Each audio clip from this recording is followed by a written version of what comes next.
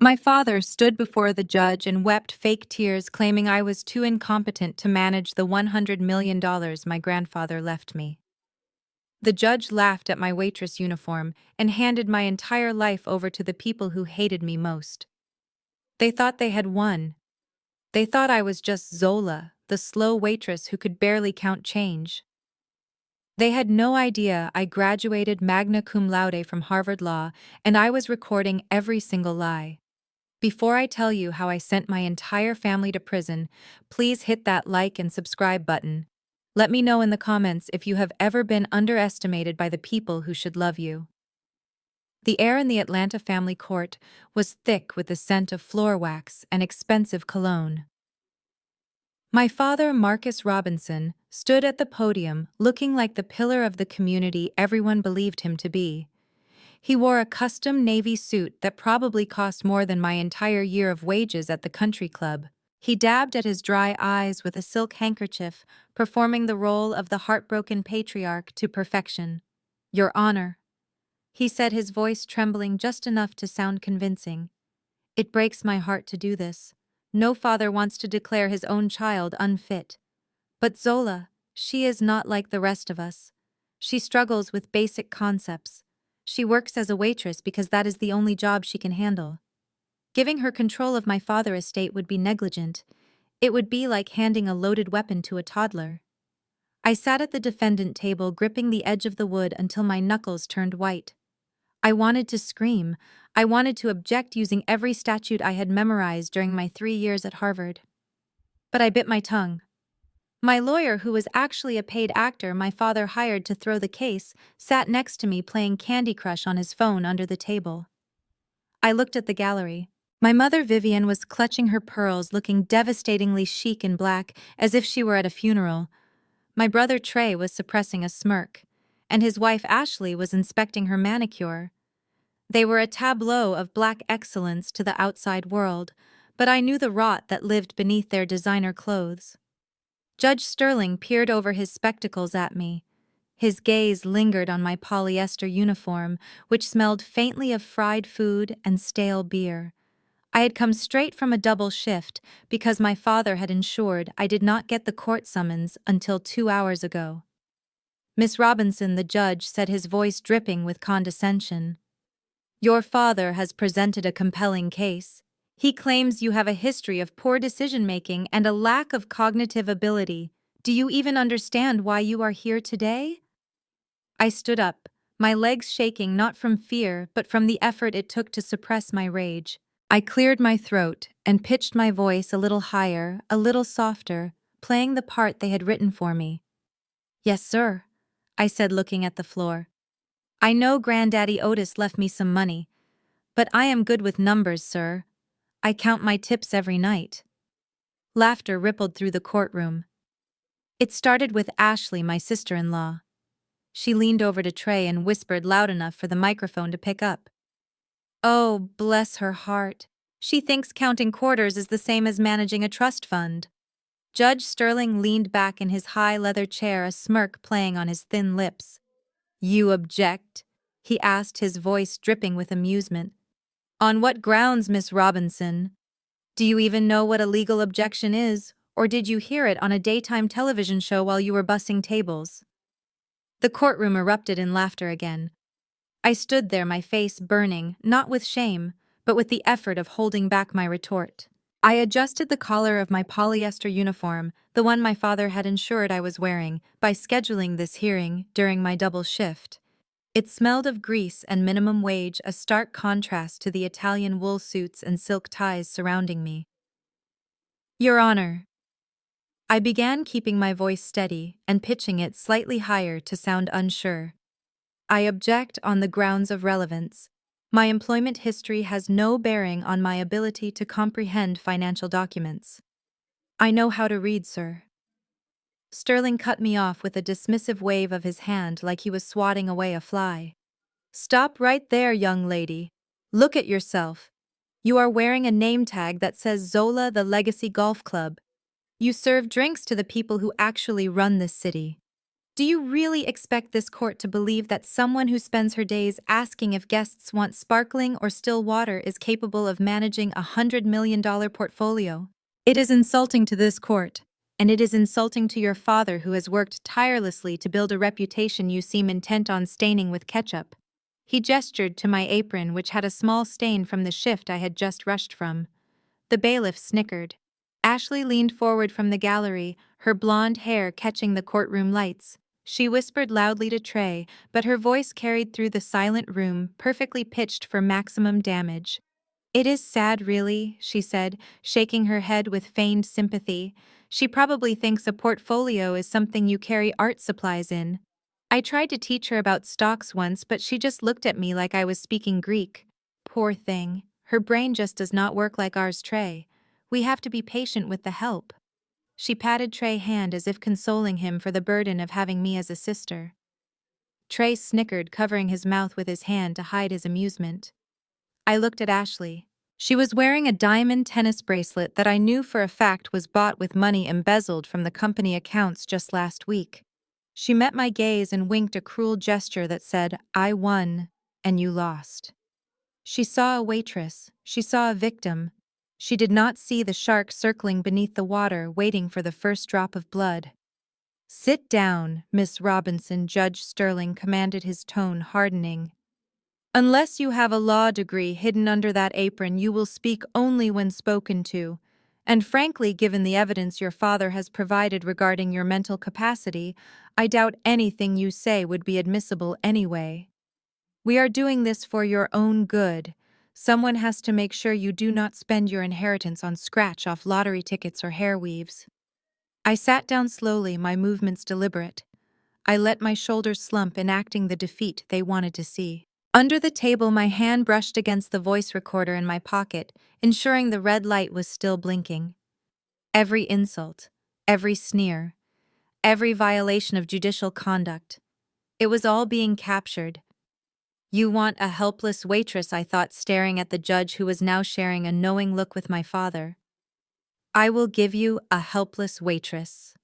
But when this is over, you will wish you had treated me like the Harvard Law graduate I truly am."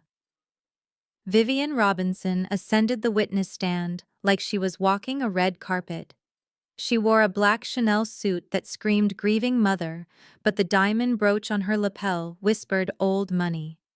She sat down, crossing her ankles gracefully, and looked at the judge with wide, watery eyes. "State your name for the record," the bailiff said. "Vivian Robinson," she replied, her voice trembling just the right amount. "I am the respondent mother." She looked at me for a fleeting second, and the malice in her eyes was cold enough to freeze hell over before she turned back to the judge with a mask of pure devastation. "Mrs. Robinson, tell us about your daughter's behavior," the family lawyer asked.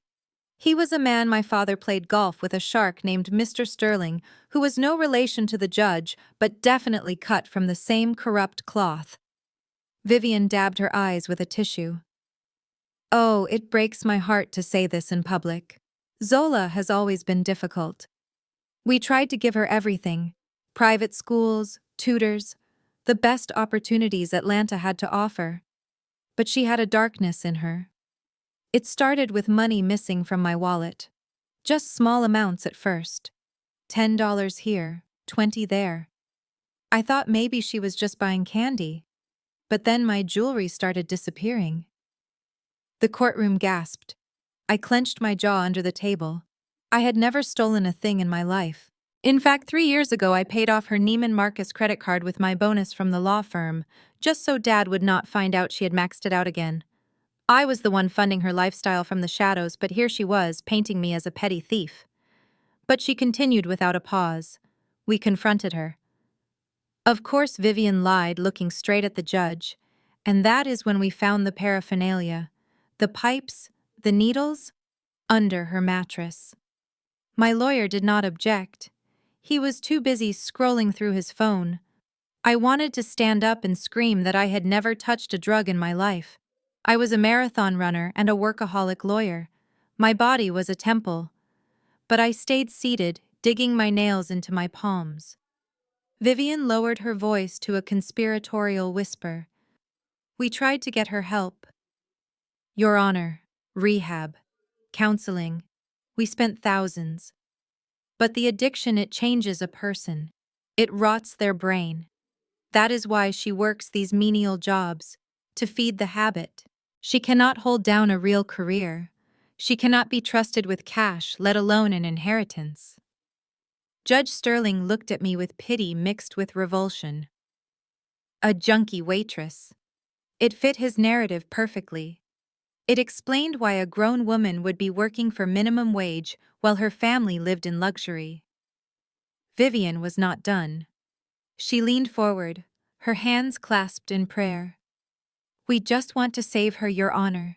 If you give her this money, she will kill herself with it. Please, as a mother, I am begging you. Help us save our daughter from herself. She buried her face in her hands and sobbed. It was an Oscar-worthy performance. The stenographer looked like she wanted to hug her. Trey shook his head solemnly in the gallery, reinforcing the lie. I sat there stone-faced, letting the weight of her perjury fill the room. Keep talking, Mother, I thought. Dig the hole deeper. Because when I prove I am sober, sane, and successful, that testimony is going to be the chain that drags you to prison. Trey Robinson strolled to the witness stand with the unearned confidence of a man whose biggest accomplishment was being born. He adjusted the lapels of his bespoke suit, which I knew for a fact was paid for by maxing out the company credit card last month. He flashed a charming smile at the court reporter before settling into the chair. He did not look like a grieving grandson or a concerned brother. He looked like a predator who had just spotted a wounded gazelle. State your name, the bailiff droned. Trayvon Robinson, he said, his voice smooth and practiced. I am Zola, younger brother. He looked at me with a sad shake of his head, a gesture so patronizing it made my blood boil.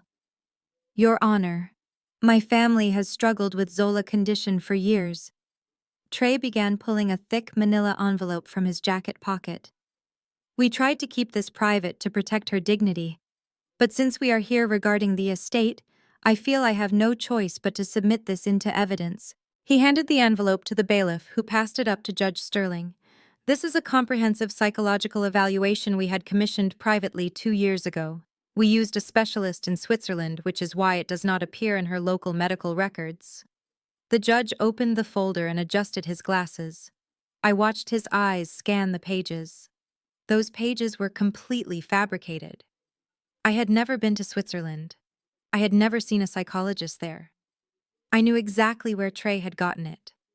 A forger in Miami named Silas, who specialized in fake academic transcripts and medical exemptions for rich kids. I had the receipt for the wire transfer Trey sent him saved on my encrypted drive. But right now, in this courtroom, it looked like the gospel truth. What does this report conclude, Mr. Robinson? The judge asked, peering over the rim of the paper. Trey sighed, looking down at his hands, as if the weight of the truth was too much to bear. It concludes that Zola suffers from severe cognitive stagnation. He lied without a tremor in his voice.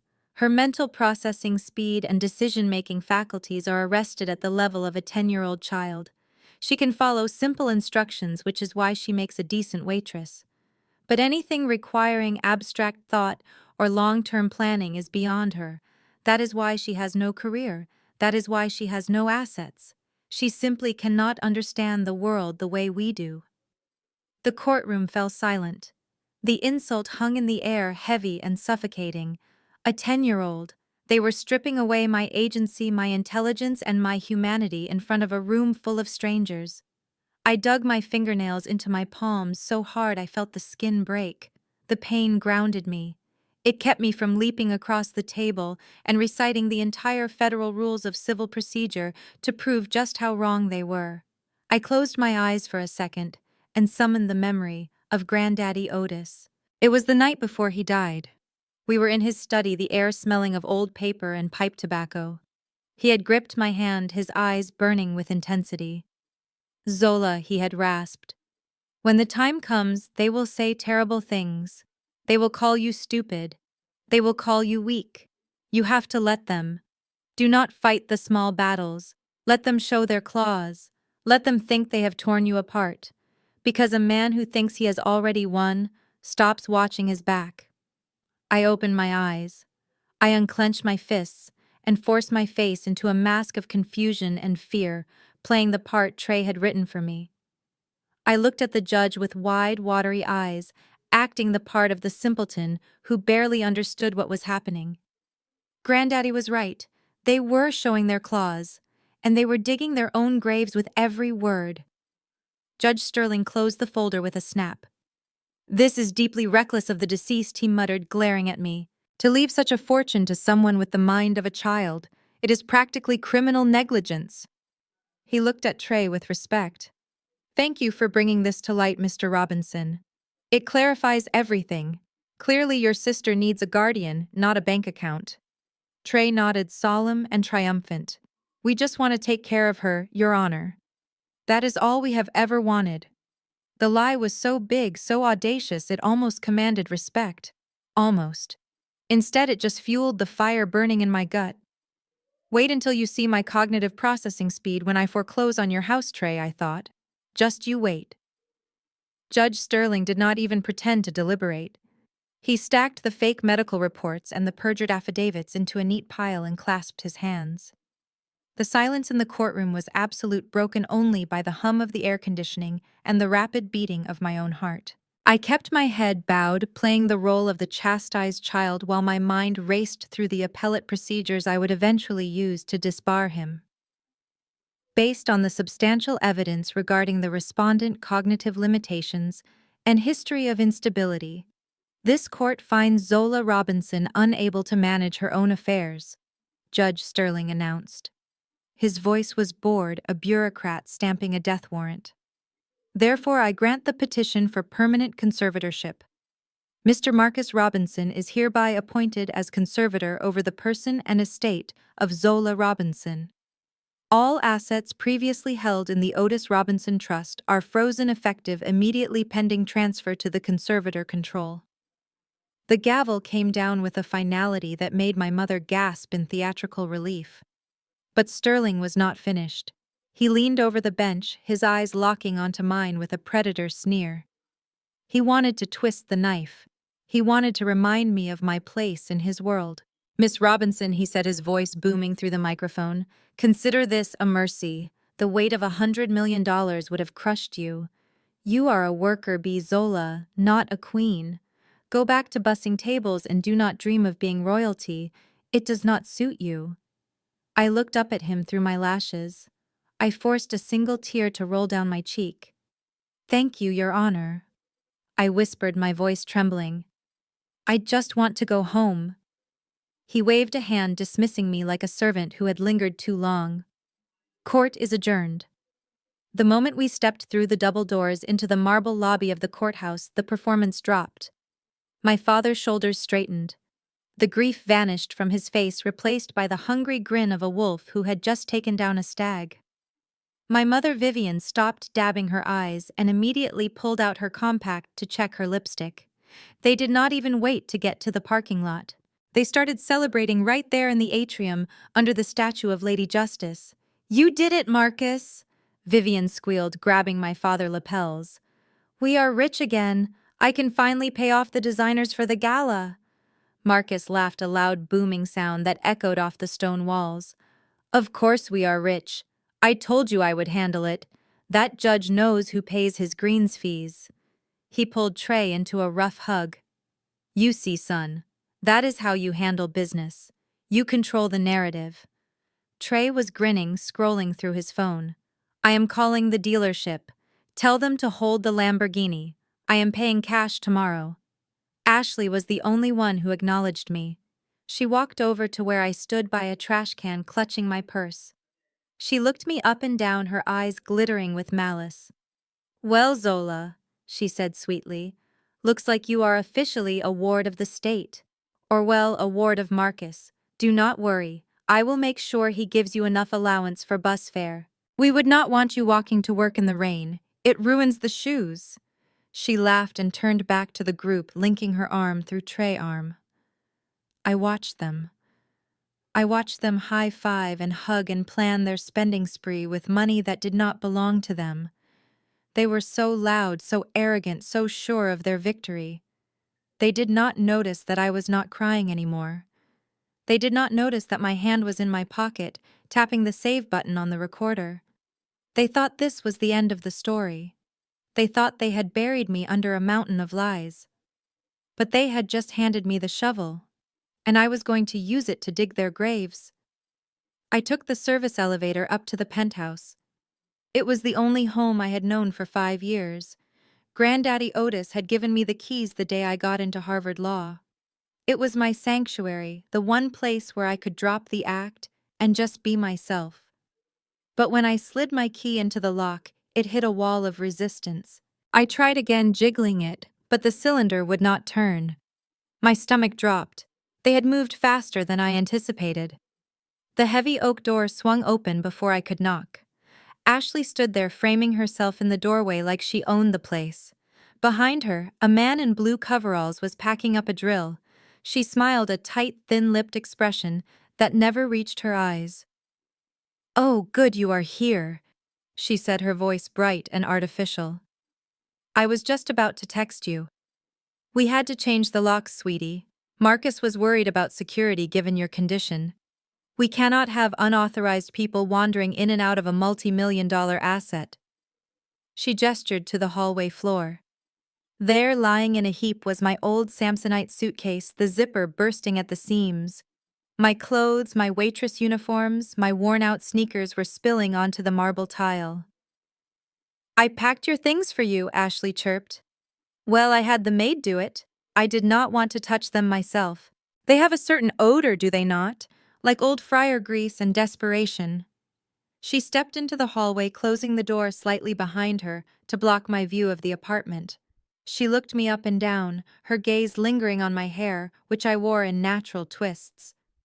"You know, Zola, since you are going to be living somewhere more affordable, now maybe you should consider doing something about your hair," she said, reaching out to touch a strand before I recoiled. "It is just so wild, isn't it? Unkempt. I know it is a cultural thing for you people, but it really does look unprofessional.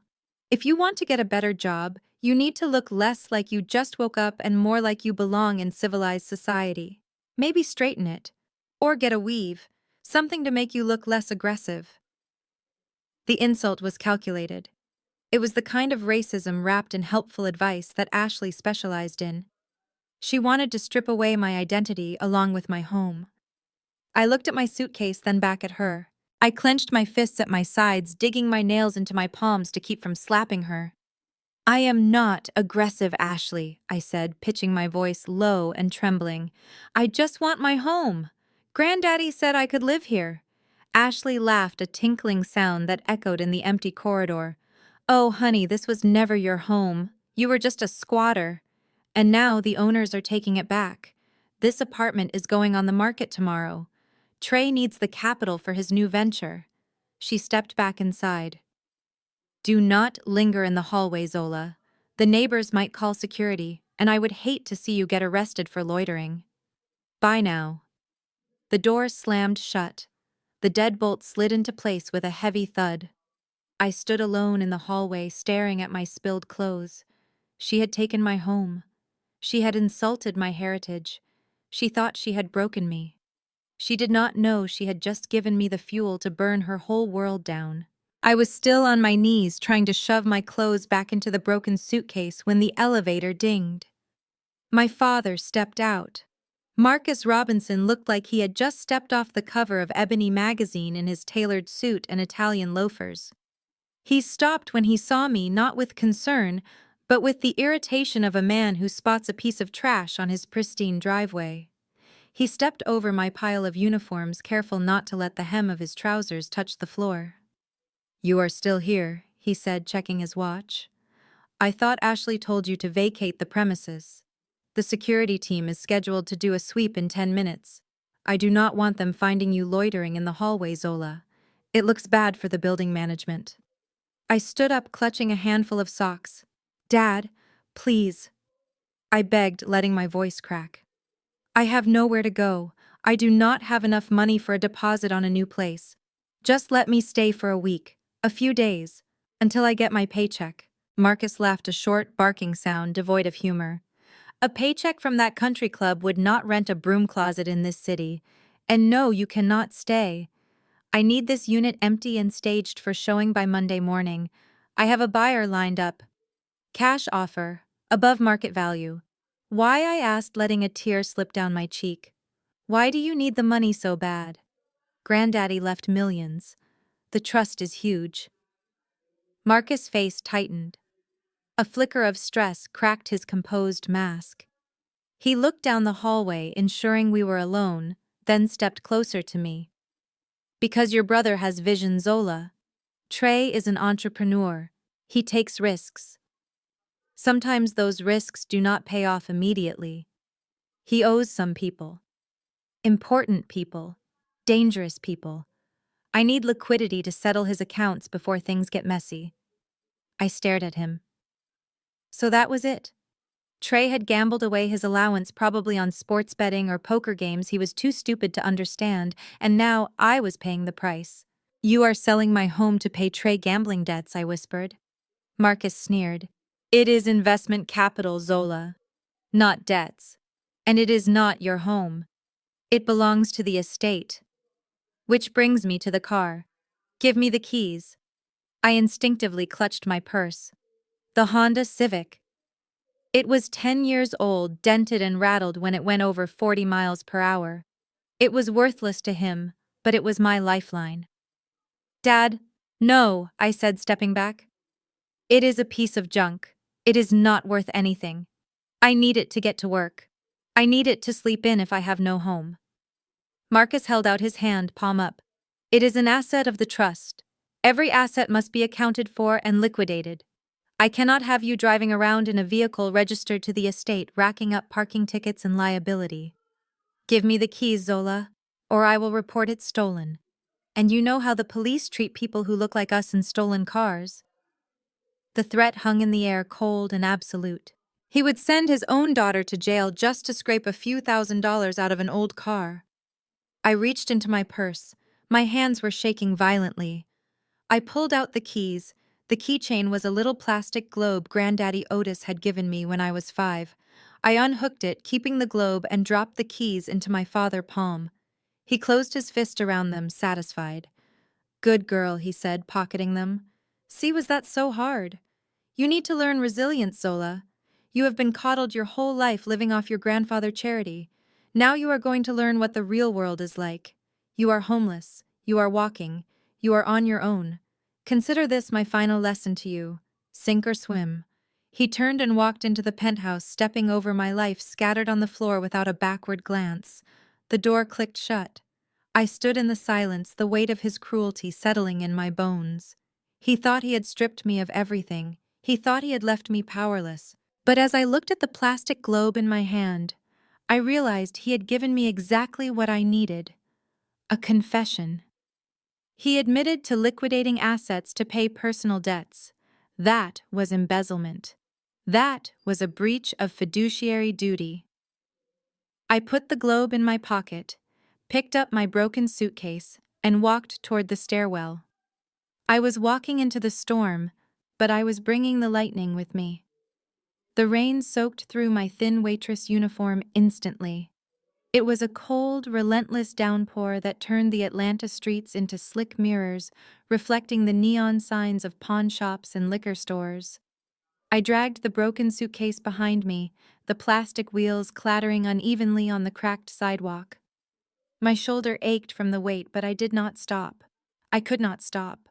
Cars splashed dirty water onto my legs as they sped past, ignoring the woman walking alone in the dark. This was the reality my father wanted for me. He wanted me broken and invisible. He did not realize that rain washes away footprints. I found a payphone outside a 24-hour laundromat 3 blocks away. It was a relic covered in graffiti and smelling of stale urine, but it had a dial tone. I checked my surroundings to ensure no one was watching, then dropped in the quarters I had saved from my tips. My hands were steady now, the trembling from the hallway gone completely. I dialed the number from memory. It rang once, twice. Henderson Law Firm, a gruff voice answered. Secure line, Henderson, I said. My voice was no longer high and breathy. It was deep, resonant, and clipped. The voice of a woman who had argued cases before the First Circuit Court of Appeals and graduated top of her class at Harvard. The voice of a shark. Zola Henderson asked, surprise coloring his tone. Where are you? I tried your cell. Burner phones only from now on, I instructed, staring at my reflection in the metal casing of the phone booth. Marcus just confiscated my vehicle and evicted me from the penthouse. He also verbally confirmed that he is liquidating trust assets to cover Trey gambling debts to a third party. I have it recorded. I heard the rustle of papers on the other end. He admitted to commingling funds, Henderson asked. That is a direct violation of his fiduciary duties as conservator. We can file for an emergency injunction right now and have him removed. No, I said, cutting him off sharp and decisive. Not yet. An injunction just stops him. I need to destroy him. If we stop him now, he will claim ignorance or administrative error. He will say he was moving funds to protect the estate. I need him to complete the transaction. I need the paper trail to show the money leaving the trust and entering a personal creditor account. That is grand larceny and wire fraud. That is federal prison time. That is risky, Zola Henderson warned. If he spends it all before we strike. The assets are insured, I countered. And the satisfaction of seeing him in handcuffs is worth the temporary liquidity crisis. They took the bait, Henderson. They think I am destitute and powerless. They think they have won. That means they are going to get sloppy. Initiate Phase 2. I am going to the boarding house on MLK Boulevard to set up the command center. Do not contact me unless the bank flags a transaction over $50,000. I need to establish my cover as a struggling service worker for the next few weeks. Understood, Henderson said. And Zola, be careful, these people are desperate. Careful is for people who have something to lose, I said, watching a police cruiser roll slowly past, its lights flashing against the wet pavement. I have already lost everything. Now I am just coming to collect the bill. I hung up the phone and stepped back into the rain. The water did not feel cold anymore. It felt like a baptism. Zola the victim was dead. Zola the prosecutor was born. I grabbed the handle of my suitcase and walked toward the darkest part of the city. I lay down on the lumpy mattress, pulling a thin blanket up to my chin. The smell of the room was suffocating, but exhaustion pulled me under quickly. In the darkness, my mind drifted back to the last time I saw Granddaddy Otis alive. It was not a memory I visited often because it hurt too much, but tonight, surrounded by the wreckage of my life, it was the only comfort I had. The hospital room was white and sterile, smelling of antiseptic and impending death. Granddaddy Otis lay in the bed, his large frame shrunken by cancer, but his eyes were still sharp, alert, and full of fire. He waved the nurses out of the room, his voice raspy but commanding. Leave us, he had said. I need to talk to my granddaughter. Alone. When the door clicked shut, he beckoned me closer. Zola, he whispered, gripping my hand with surprising strength. We do not have much time. The vultures are circling. I tried to hush him, tears welling in my eyes. Don't talk like that, Granddaddy. You are going to get better. He shook his head, a small, sad smile playing on his lips. No, child. I am dying. And that is fine. I have lived a long life. I built an empire from dirt. But I made one mistake, Zola. One terrible mistake. I raised a son who loves money more than he loves his own blood. He reached under his pillow and pulled out a heavy iron key, cold and ancient-looking. He pressed it into my palm, closing my fingers around it. This is for the safe in my private study at the penthouse, he said, his gaze intense. Not the one in the wall, the one under the floorboards beneath my desk. Inside is everything, Zola. The truth about your father business, the offshore accounts, the bribes, the dirty deals he made to keep up appearances. It is all there. I stared at the key, feeling the weight of it in my hand. Why are you giving this to me, Granddaddy? Why not the police? Why not a lawyer? Because the police can be bought, he said, his voice hard, and lawyers can be threatened. But you, Zola, you are different. You have a brain like a steel trap and a heart like a lion. You are the only one in this family with a conscience." He coughed, his body shaking with the effort. "They think you are weak because you are quiet. They think you are stupid because you do not brag. Let them think it. Let them underestimate you. Use their arrogance against them." He pulled me closer, his voice dropping to a fierce whisper. "Promise me, Zola. Promise me you will not let them destroy what I built. Promise me you will teach them a lesson they will never forget. Do not just stop them. Break them. Make them understand that integrity matters more than image. Can you do that for me?" I looked into his eyes, seeing the fear and the hope warring within him. I wiped my tears and nodded. "I promise, Granddaddy," I whispered. "I will make you proud." "Good," he sighed, relaxing back into the pillows. "Now go. Now, before they come back. And Zola, never forget who you are. You are an Otis. And we do not bow to anyone." I woke up with a gasp, sweating in the cold room. The dream faded, but the promise remained burned into my soul. I touched the key hanging around my neck, hidden under my shirt. It was warm against my skin. I sat up in the darkness, my resolve hardening like steel. Granddaddy Otis was gone, but his war was just beginning. And I was his soldier. The Legacy Golf Club stood like a monument to exclusion on the outskirts of Atlanta. Massive wrought iron gates guarded the entrance while manicured greens stretched out like emerald carpets under the Georgia sun.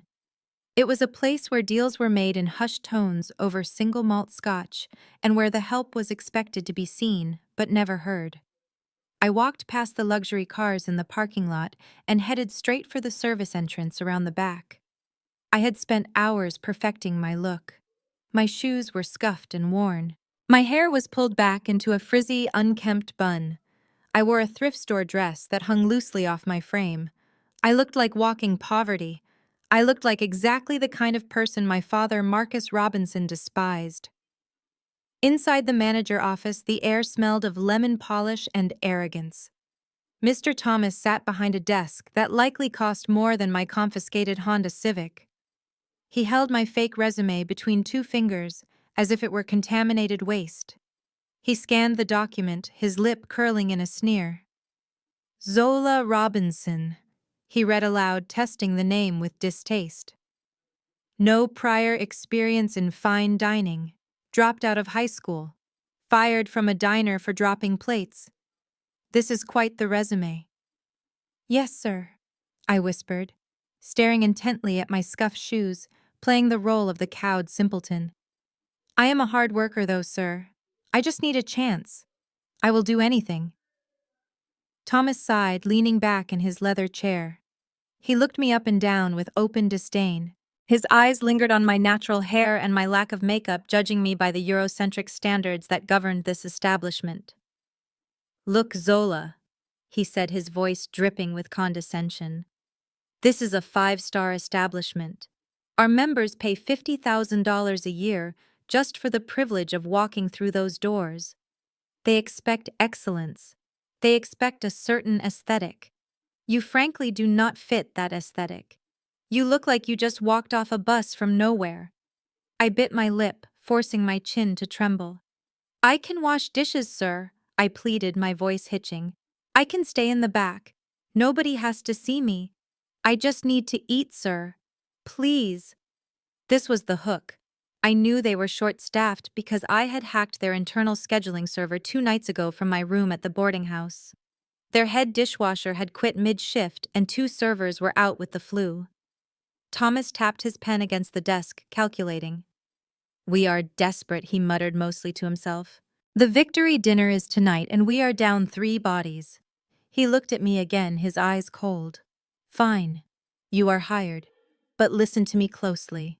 You are invisible. You do not speak to the members. You do not look at the members. If a member drops a diamond ring, you pick it up and hand it to security immediately. If I catch you trying to socialize or begging for tips, I will throw you out the back door myself." "Thank you, sir," I said, clasping my hands together. "Thank you so much. The pay is federal minimum wage plus tip share." He added, a cruel smile touching his lips. But since you are back of house, do not expect much. Here is your uniform.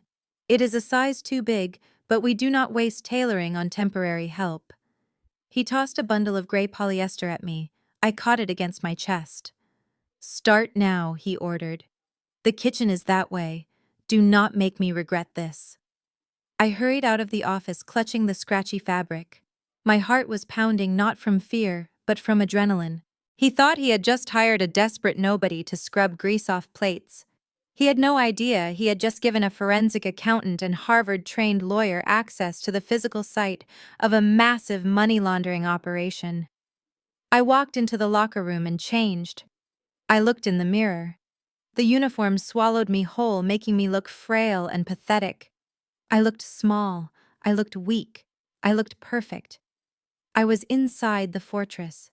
And tonight my father was bringing his business partners here to celebrate stealing my inheritance. I smiled at my reflection. Service is about to begin. The Robinson clan arrived at the legacy, like conquering heroes returning from war. Marcus led the charge, flanked by two men I recognized from the dossier, city councilmen with deep pockets and shallow morals. Vivian shimmered in emerald silk, a color chosen to match money.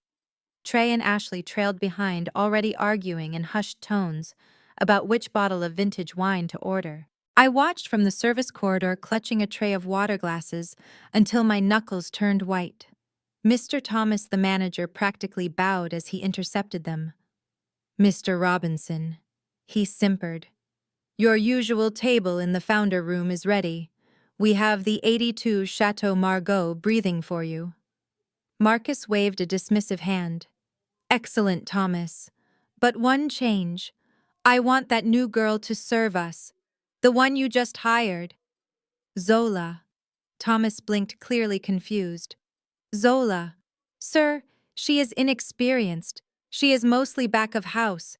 I have Pierre available for your party. I insist, Marcus said, his voice carrying that dangerous edge he used when someone questioned his authority. She needs the practice. Consider it a family favor. Thomas paled. Of course, Mr. Robinson. Right away. He hurried into the kitchen, spotting me by the ice machine. You, he hissed. Change of plans. Table 1 requested you. Do not mess this up or you will never work in this town again. I walked into the founder room 5 minutes later. The air was thick with the smell of roasted duck and arrogance. The table was set for 8. Marcus sat at the head holding court. When I approached, the conversation died instantly. All eyes turned to me. I kept my gaze lowered, shoulders hunched, projecting the image of the beaten dog they wanted to see. Water, sir. I whispered, my hand trembling just enough to sell the act. Marcus leaned back, swirling his scotch. He looked at the councilman, a cruel smile stretching across his face. Gentlemen, he announced, gesturing to me with his glass. I want you to meet my eldest daughter, Zola. The men looked uncomfortable, glancing between my oversized polyester uniform and Marcus' bespoke suit. Your daughter, one of them asked, clearly confused by the disparity. Adopted, essentially, Vivian chimed in, laughing lightly. We tried our best. She is a bit of a project. Marcus continued, his voice loud and performative. Sadly, Zola here has made some poor life choices. Drugs, petty theft, laziness. The court granted me conservatorship just this morning to save her from herself. He took a sip of his drink, enjoying the rapt attention. I pulled some strings to get her this job. It is part of her rehabilitation. A little hard labor to teach her the value of $1. We call it labor reform. That is very generous of you, Marcus, one of the partners said, looking at me with pity. Most fathers would have cut her loose. I am a family man, Marcus said, winking at me. We take care of our own, even the broken ones. I poured the water, ensuring not a single drop spilled. Inside, I was screaming. Labor reform! He was enslaving me with my own inheritance. I finished pouring and stepped back, clutching the empty pitcher against my chest. Is there anything else, sir? I asked, my voice barely a squeak. Just do not steal the silverware, Trey called out from the end of the table. Ashley giggled, hiding her smile behind her napkin. Go on. Marcus shooed me away. We have business to discuss. Grown-up business. I retreated to the shadows of the service station. I adjusted the hidden camera on my collar. Labor reform, I thought, watching them toast to their own generosity. You want to see someone work, Dad? Watch me work this case. I am going to reform you right into a federal penitentiary. The second course was a roasted tomato bisque served piping hot in porcelain bowls. I balanced the heavy tray on my shoulder, navigating the narrow space between the mahogany chairs. The air in the founder room was filled with the clinking of silverware and the drone of my father's voice discussing zoning permits. I approached Ashley's side. She was busy checking her reflection in her spoon, ignoring the food. As I stepped forward to place the bowl on her placemat, I felt a sharp impact against my shin. Ashley had extended her leg under the table, hooking her stiletto heel around my ankle. It happened in slow motion. My balance shifted. The tray tilted. I tried to correct the angle, but physics was not on my side. The bowl of bisque slid off the edge and crashed onto the floor, splashing thick red soup all over Ashley white satin pumps. Ashley shrieked a sound that cut through the conversation like a siren. She jumped up, knocking her chair back against the wall. "You clumsy idiot!" she screamed, pointing a manicured finger at her ruined shoes. "Look what you did. These are Manolo Blahniks. They cost more than your entire life." The room fell dead silent. The city councilmen stopped eating, forks hovering halfway to their mouths. Vivian gasped, clutching her pearls. Marcus looked at me with cold irritation, not because I was hurt, but because I had disrupted his business meeting. "I am so sorry, Ma," I stammered, clutching the empty tray against my chest. "I tripped. It was an accident." "You did not trip," Ashley hissed, her face twisted in ugly rage. "You are incompetent. You did it on purpose because you are jealous." She looked down at the red puddles spreading around her feet. "Clean it up." I looked around for a busboy or a mop. "I will go get some towels," I said, backing away. "No," Ashley barked. She pointed at the floor. "Clean it up now, with your apron, on your knees, like the servant you are." I looked at Marcus, expecting him to intervene. He was my father. Even if he hated me, surely he would not let his daughter be humiliated like this in front of his investors. But Marcus just swirled his wine, his eyes flat. "You heard her, Zola," he said calmly. "You made the mess. You fix it. Show these gentlemen you know how to take responsibility." A wave of nausea rolled through me. They wanted to break me. They wanted to see the Harvard graduate on her knees scrubbing a floor. I took a slow breath. I lowered myself to the carpet. My knees hit the hard floor with a thud. I took the hem of my stained apron and began to wipe the soup from Ashley's shoes. Ashley stood over me, looking down with a sneer of triumph. "That is right," she said loud enough for everyone to hear. "Know your place, Zola. You are beneath us. Literally." I kept my head bowed, hiding the fire in my eyes. I scrubbed the satin, feeling the heat of the soup on my fingers. But as I worked, I angled my chest slightly upward. The tiny lens of the spy camera, disguised as the second button of my shirt, was pointed directly at Ashley's face. It captured her cruelty. It captured Marcus' indifference. It captured the laughter of the councilmen. This was not just humiliation. It was evidence. It was proof of the hostile environment, the abuse, and the dehumanization. I finished wiping the shoes and stood up, my knees aching. "Good girl," Ashley said, patting me on the cheek with a patronizing tap. "Now get out of my sight before you ruin anything else." I turned and walked away, the red soup staining my hands like blood. I did not run. I marched. I had the footage, and Ashley had just signed her own social death warrant. I escaped the suffocating atmosphere of the founder room and headed toward the service corridor, desperate for a moment of silence. My knees were still throbbing from the hard floor, and my hands were stained red with tomato bisque. I reached the alcove near the entrance to the men's restroom, a blind spot in the security camera coverage. Before I could catch my breath, a hand clamped around my upper arm. It was Trey. He smelled of aged scotch and expensive cologne, masking the sour scent of fierce sweat. He yanked me into the shadows, slamming my back against the wood paneling. "What do you want, Trey?" I whispered, widening my eyes to feign terror. "Please let me go. I have to get back to work." "Shut up!" He hissed, his face inches from mine. His eyes were glassy, unfocused, and swimming with intoxication. "I saw the way you looked at Dad in there. Do not think for a second you can fight this, Zola. The judge is in our pocket. Dad has the papers. You are done. If you try to file an appeal, if you try to talk to a lawyer, I will make sure you end up on the street for real." I shrank back, making myself small. "I am not going to fight," I stammered. "I just want to survive." "Why are you doing this, Trey? You have everything. Why do you need my money so bad?" Trey laughed, a jagged, broken sound. "Your money. It is not your money. It is the family money. And I need it because I am in a hole, Zola. A deep, dark hole." He leaned in closer, his voice dropping to a conspiratorial slur. "Do you know who Tony Marcano is? Of course you do not. You are a nobody.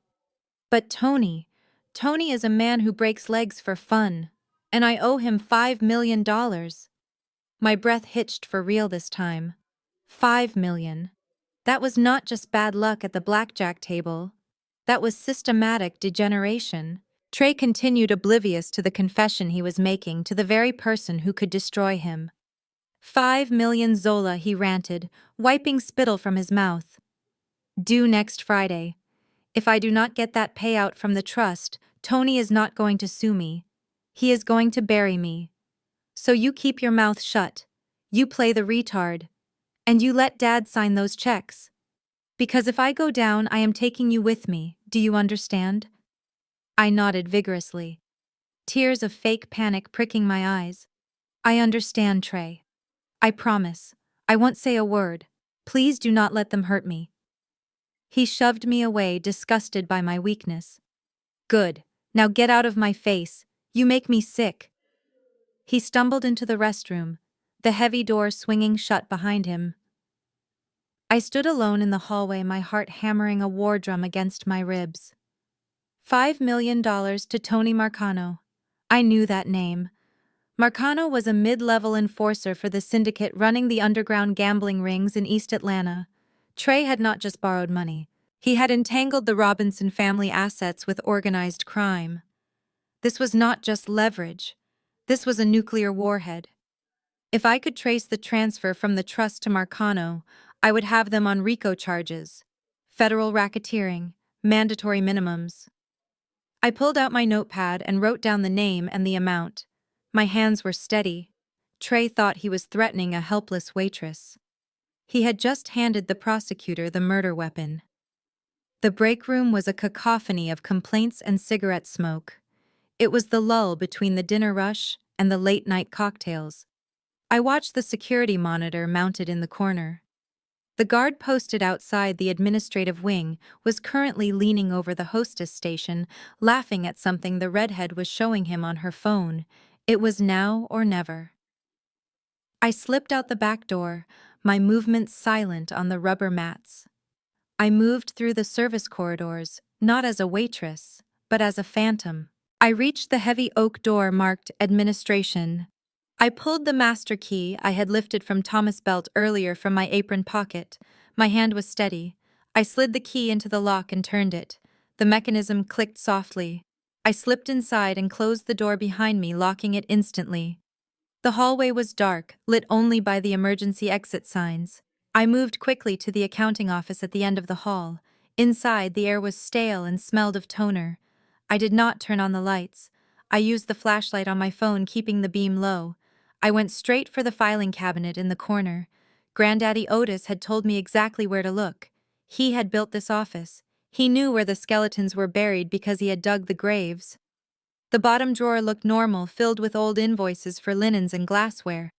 But when I pulled it all the way out, there was a catch at the back. I pressed it. The false bottom popped up. Beneath the invoices lay 3 black leather-bound ledgers. The real books. I opened the first one. To an untrained eye, it was just columns of numbers. But I was not untrained. I was a forensic accountant with a law degree. I scanned the pages, my brain processing the data at lightning speed. It was a classic laundering scheme, but executed with arrogant sloppiness. I saw the pattern immediately. Membership fees from people who did not exist. Ghost members. Hundreds of them paying monthly dues that totaled millions annually. And the expenses were inflated. Catering costs that were triple the market rate. Maintenance fees for renovations that never happened. I flipped to the disbursement section. My finger traced the lines until I found it. Monthly consulting fees paid to a shell company called Sterling Solutions LLC. I pulled up the corporate registry on my phone using my VPN. Sterling Solutions was registered in the Cayman Islands, but the principal signatory was a woman named Eleanor Sterling, Judge Sterling's wife. I felt a cold smile touch my lips. Marcus was not just paying the judge off, he was putting him on the payroll. This was not just bribery, it was a criminal conspiracy, it was tax evasion, it was wire fraud. I started snapping photos. Page after page, evidence of the fake members, the inflated invoices, the payments to Sterling. I worked with the precision of a surgeon, capturing every damning detail. I had just finished photographing the last ledger when I heard the heavy thud of the outer door opening. Voices drifted down the hallway. Heavy footsteps. It was Marcus, and he was coming this way. I shoved the ledgers back into the false bottom and slammed the drawer shut. I had the evidence. Now I just had to get out alive. The Diamond Lounge at the Legacy was a sanctuary of cream leather and filtered sunlight where the wives of Atlanta elite gathered to drink Chardonnay and dissect the lives of people they considered beneath them. I was currently beneath them in the most literal sense. I was on my hands and knees scrubbing a coffee stain out of the plush carpet with a bristled brush and a bucket of soapy water. My mother, Vivian Robinson, sat 3 feet away, holding a crystal goblet and performing the role of the long-suffering saint to a captive audience of 3 other socialites. It is just exhausting. Vivian sighed, her voice pitching into that tragic register she reserved for her most expensive lies. You all know how much Marcus and I have sacrificed. We wanted Zola to have the world, but she just refuses to launch. She comes to the house at all hours, pounding on the door begging for cash. Just yesterday, she demanded $5,000. She said she needed it for rent, but we know where it really goes. I scrubbed the carpet harder, the bristles scraping against the fibers like the friction in my chest. $5,000. The irony was sharp enough to draw blood.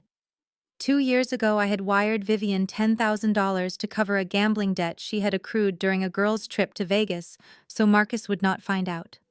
I had saved her marriage and her reputation. Now she was using my imaginary destitution to garnish her own halo.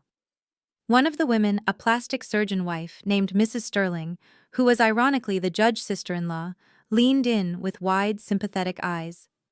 You are too good to her, Vivian. If my daughter turned out like that, I would cut her off completely. You are enabling her. I know, Vivian lamented, taking a long sip of wine. But what can I do? A mother love is a curse sometimes. That is why we got her this little job here. We thought if she learned the value of hard work, if she started from the bottom, maybe she would appreciate the dollar. But look at her. She gestured toward me with her manicured hand, not even bothering to look down. She barely works. She just mopes around waiting for a handout. Even now, I bet she is just pretending to clean, hoping one of you will drop a diamond earring she can pawn. The women tittered, clutching their jewelry instinctively. I kept my head down, my face burning. The urge to stand up and list the summa cum laude honors I received while she was busy shopping was overwhelming. The urge to pull out my phone and show them the wire transfer receipts was even stronger. But I stayed down. I dipped the brush in the water and kept scrubbing. This was defamation. It was slander. And the little red light on the recorder taped to the inside of my apron was blinking steadily. "Excuse me, girl," Mrs. Sterling said, snapping her fingers near my ear. "You missed a spot there. It looks like chocolate. Or maybe dirt. Try harder." "Yes, Ma," I whispered, keeping my voice unrecognizable. Vivian didn't even flinch. She just continued her monologue. It is the drugs, you know. It changes their brain chemistry. She steals from us. She lies to us. Honestly, sometimes I fear for my safety. But we keep trying. Because we are Robinsons. And Robinsons do not abandon their own.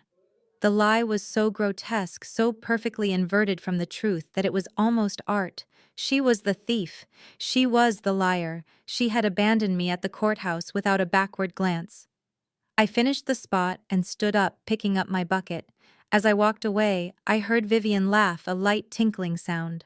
"Oh, do not worry about her hearing us," she said. "She is in her own world.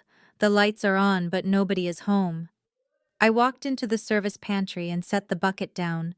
My hands were shaking not from the exertion, but from the sheer force of my hatred. She thought nobody was home. She was about to find out that the house was not only occupied, but armed to the teeth. I checked the recording. Clear, crisp, undeniable proof of malice. "Enjoy your Chardonnay, mother. It is the last vintage you will ever taste as a free woman." The ladies' restroom at the Legacy was a sanctuary of Italian marble and fresh orchids designed to make the wealthy feel even wealthier while they powdered their noses. I had slipped in to refill the paper towel dispensers, my back aching from hours of scrubbing floors. I was just about to leave when the heavy door swung open and the click of high heels echoed against the tile. It was Ashley. She did not see me. I was tucked into the far corner, behind a decorative fern, essentially invisible to someone who only looked at herself. I silently stepped into the handicap stall and locked it, my heart rate spiking. Ashley was on her phone, pacing back and forth in front of the full-length mirrors. Her voice was shrill, stripped of the saccharine sweetness she used around my brother. "Mom, you have to stop asking," she hissed. "I told you the money is coming." The old man locked the trust down tight, but Marcus broke the seal today. We celebrated tonight. Yes, the champagne was cheap. Everything about these people is cheap, except the price tag. I pressed my back against the cold tile, sliding my phone out of my pocket. I hit record. This was not just gossip. This was tactical intelligence. "I know Trey is an idiot, Mom." Ashley continued, checking her teeth in the mirror. "You do not have to remind me. Do you think I want to be married to him? He sweats when he eats, and he thinks investing in crypto is a career. But he is my idiot with a $10 million inheritance coming his way. As soon as that wire hits our joint account, I am filing for divorce. I already have the papers drawn up. I just need the cash to clear." She paused, listening to her mother on the other end, then laughed a cruel, ugly sound. "Oh, please, Mom, do not give me that ethics lecture. You are the one who told me to marry rich, and frankly, I earned every penny. Do you know how hard it is to pretend to like them? They are so loud, so tacky. They think because they joined a country club they are aristocracy, but you cannot wash off that kind of ghetto. They are just a bunch of nouveau riche monkeys in Versace suits." The slur hit me like a physical slap. It was not just greed. It was pure, unadulterated racism hidden behind a smile and a marriage license. She despised them. She despised my brother. She despised my parents. She saw them as animals performing tricks for her amusement. Trey worshipped the ground she walked on. He thought she was his trophy, his entry into white high society. If he heard this, it would not just break his heart, it would shatter his ego. And for a narcissist like Trey, ego was the only thing that mattered. Ashley sighed, inspecting a chip in her manicure. "Anyway, I have to go back out there. Marcus is giving another speech about his business genius, and Vivian is trying to set me up with her plastic surgeon. It is a circus, Mom. I just need to play the dutiful daughter-in-law for a few more weeks. Then we are moving to Paris, and I never have to look at their faces again. Love you too. Bye."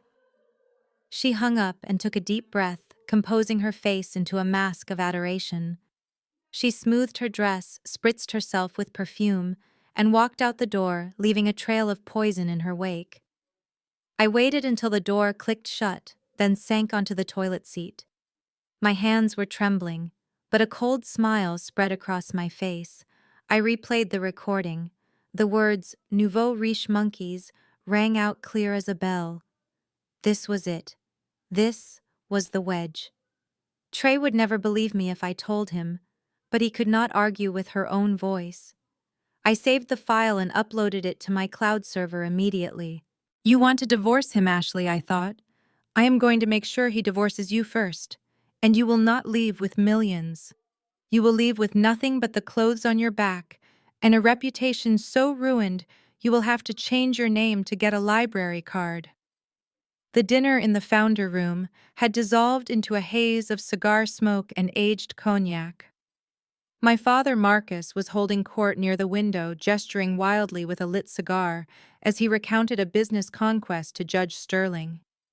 The other men laughed on cue, their faces flushed with alcohol and greed.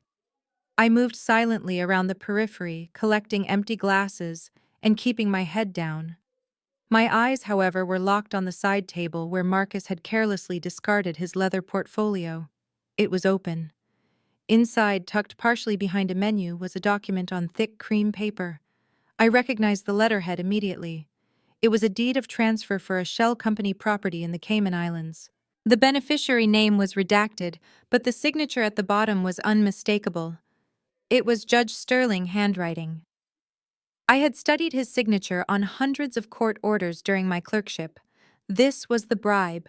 This was the physical proof that Marcus had bought the judge's ruling on my conservatorship. I needed that photo. I checked the room. Vivian was showing photos of her gala to a bored councilman. Trey was asleep in his chair. Ashley had not returned from the bathroom yet. Marcus and Sterling were engrossed in their conversation, their backs to me. I moved to the side table holding a dirty napkin as a prop. I leaned over, pretending to wipe a non-existent stain. My hand slipped into my apron pocket and withdrew my phone. I kept it low, shielded by my body. I tapped the screen. Focus. Snap. One photo, clear as day. Hey you, what are you doing over there? The voice boomed across the room. I froze. Marcus had turned around. His eyes were narrowed, piercing through the cigar smoke. He was looking right at me, right at the hand holding the phone behind the napkin. He took a step toward me, suspicion tightening his jaw. I said, "What are you doing, Zola? Are you touching my things?" Panic, cold and sharp, spiked in my chest. If he saw the phone, if he saw the photo, the game was over. He would destroy the evidence and he would destroy me. I had a split second to react. I could not hide the phone in time. I needed a distraction. A big one. I spun around, my elbow flailing out in a jerky, uncoordinated motion. My arm connected hard with the tray of crystal water pitchers and tumblers I had stacked on the service stand. Crash. The sound was deafening. Glass shattered against the hardwood floor, exploding into 1,000 glittering shards. Water sprayed everywhere, soaking the expensive Persian rug and splashing onto the hem of Marcus' trousers. The noise stopped every conversation in the room. Even Trey woke up with a start. "Oh no," I wailed, dropping to my knees, my phone sliding safely back into my pocket in the chaos. "I am so sorry. I am so clumsy. Please do not be mad." I tried to pick up the broken glass, cutting my finger in the process. Blood welled up bright red against the white shard.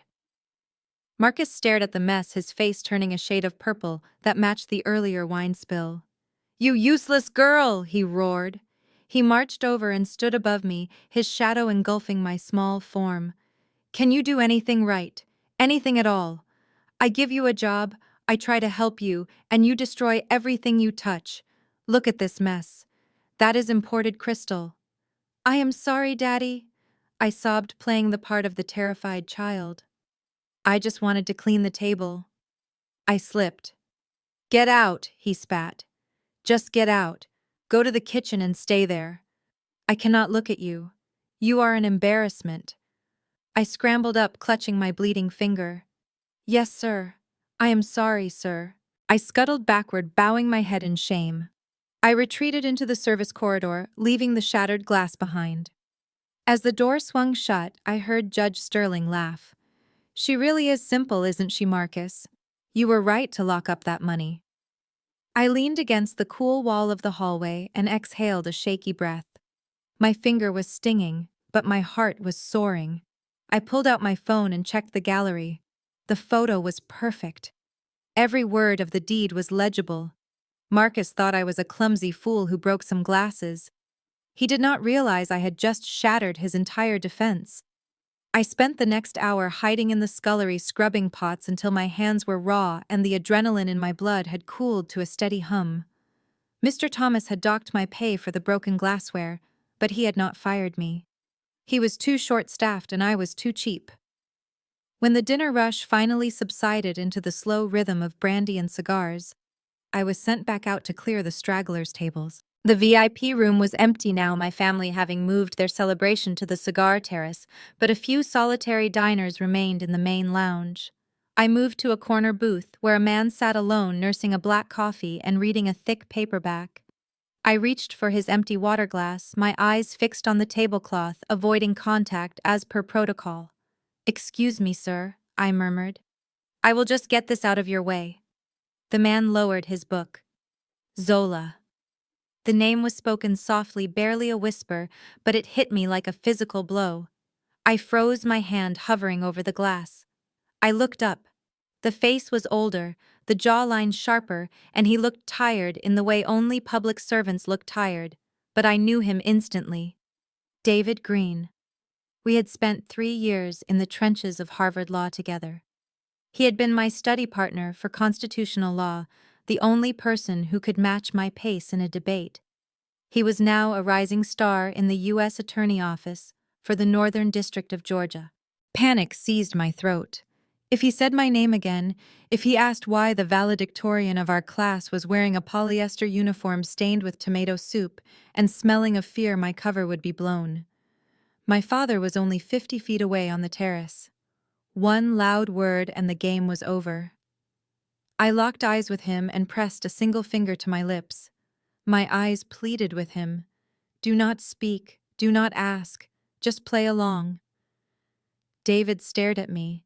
He looked at the oversized uniform, the name tag that said Z, the band-aid on my finger where the glass had cut me. His prosecutor brain was working, connecting the dots, processing the anomaly. He glanced toward the terrace where Marcus Robinson was laughing loudly, then back at me. Understanding dawned in his eyes. He gave a microscopic nod.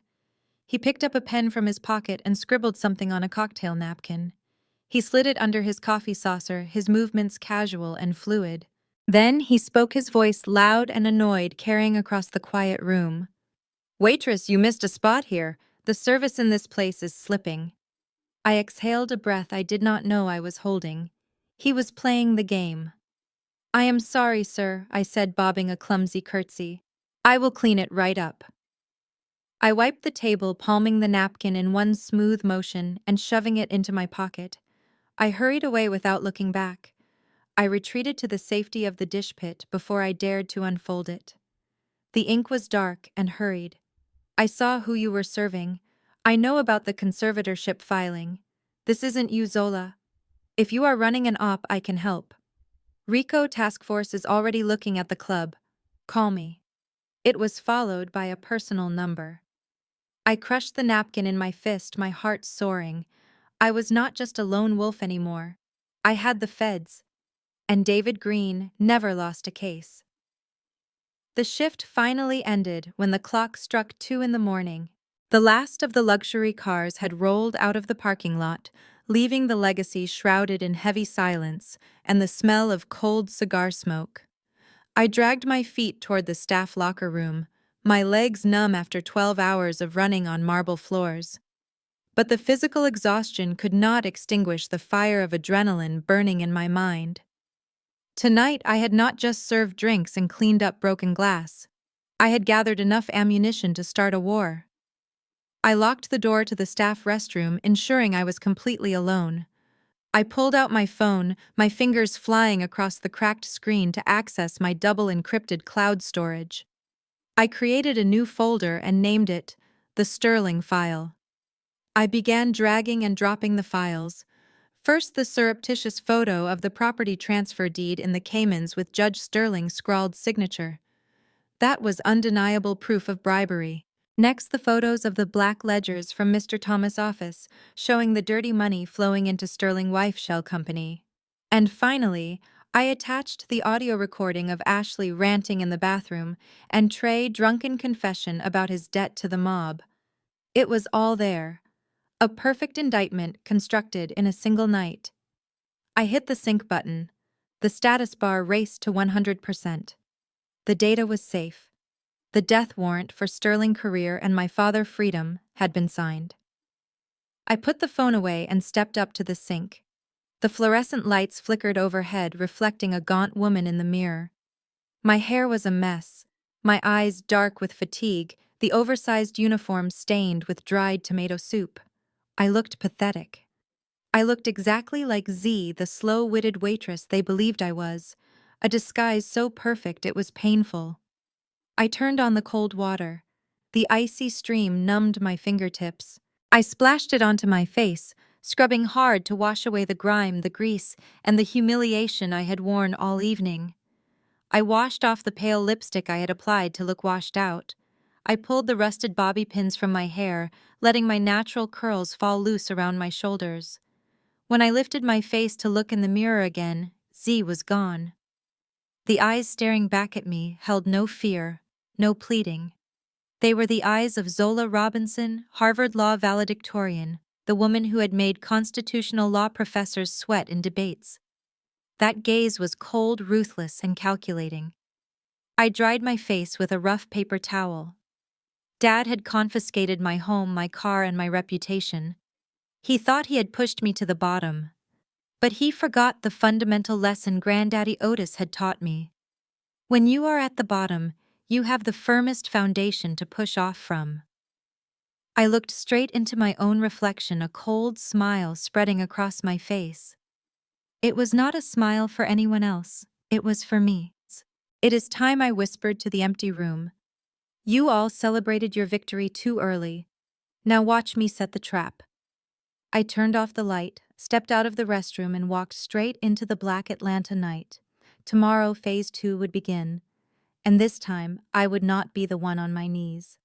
The private wealth division of Zurich Sovereign Bank was a fortress of glass and silence, located on the top floor of the tallest skyscraper in Buckhead. It was a place where money was not discussed, it was simply acknowledged. Marcus and Vivian Robinson walked into the conference room with the swagger of sovereigns claiming a conquered kingdom. Marcus wore a suit that cost more than a mid-size sedan, and Vivian was draped in a fur coat despite the mild Atlanta weather. They sat opposite Mr. Gunter, a man with a face like chiseled granite and a personality to match. Marcus slid the court order across the mahogany table. It hit the wood with a heavy, authoritative thud. "There it is," Gunter Marcus announced, leaning back and lacing his fingers behind his head. The official conservatorship order signed by Judge Sterling himself. I now have full legal authority over the Otis Robinson Trust. We want to initiate an immediate transfer of $100 million to the family holding account and authorize a cash withdrawal of $200,000 for incidental expenses. Today. Vivian beamed, clutching her Prada bag. We have a lot of deferred maintenance to attend to, Mr. Gunter, and my gala is next week. We need liquidity. Mr. Gunter did not smile. He did not blink. He picked up the document, holding it by the corner as if it were mildly distasteful. He adjusted his rimless glasses and read the text in silence. The silence stretched on for a minute, then two. Marcus drummed his fingers on the table, impatience radiating off him in waves. "Everything is in order," Marcus snapped.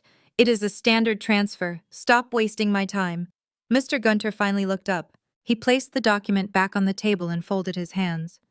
"I am afraid I cannot authorize this transaction, Mr. Robinson." The air left the room. Marcus sat up straight, his face reddening. "Excuse me, did you not hear me? I am the conservator. The court gave me control. You have a legal obligation to release those funds. You have control over Zola Robinson." Mr. Gunter said, his voice calm and terrifyingly polite.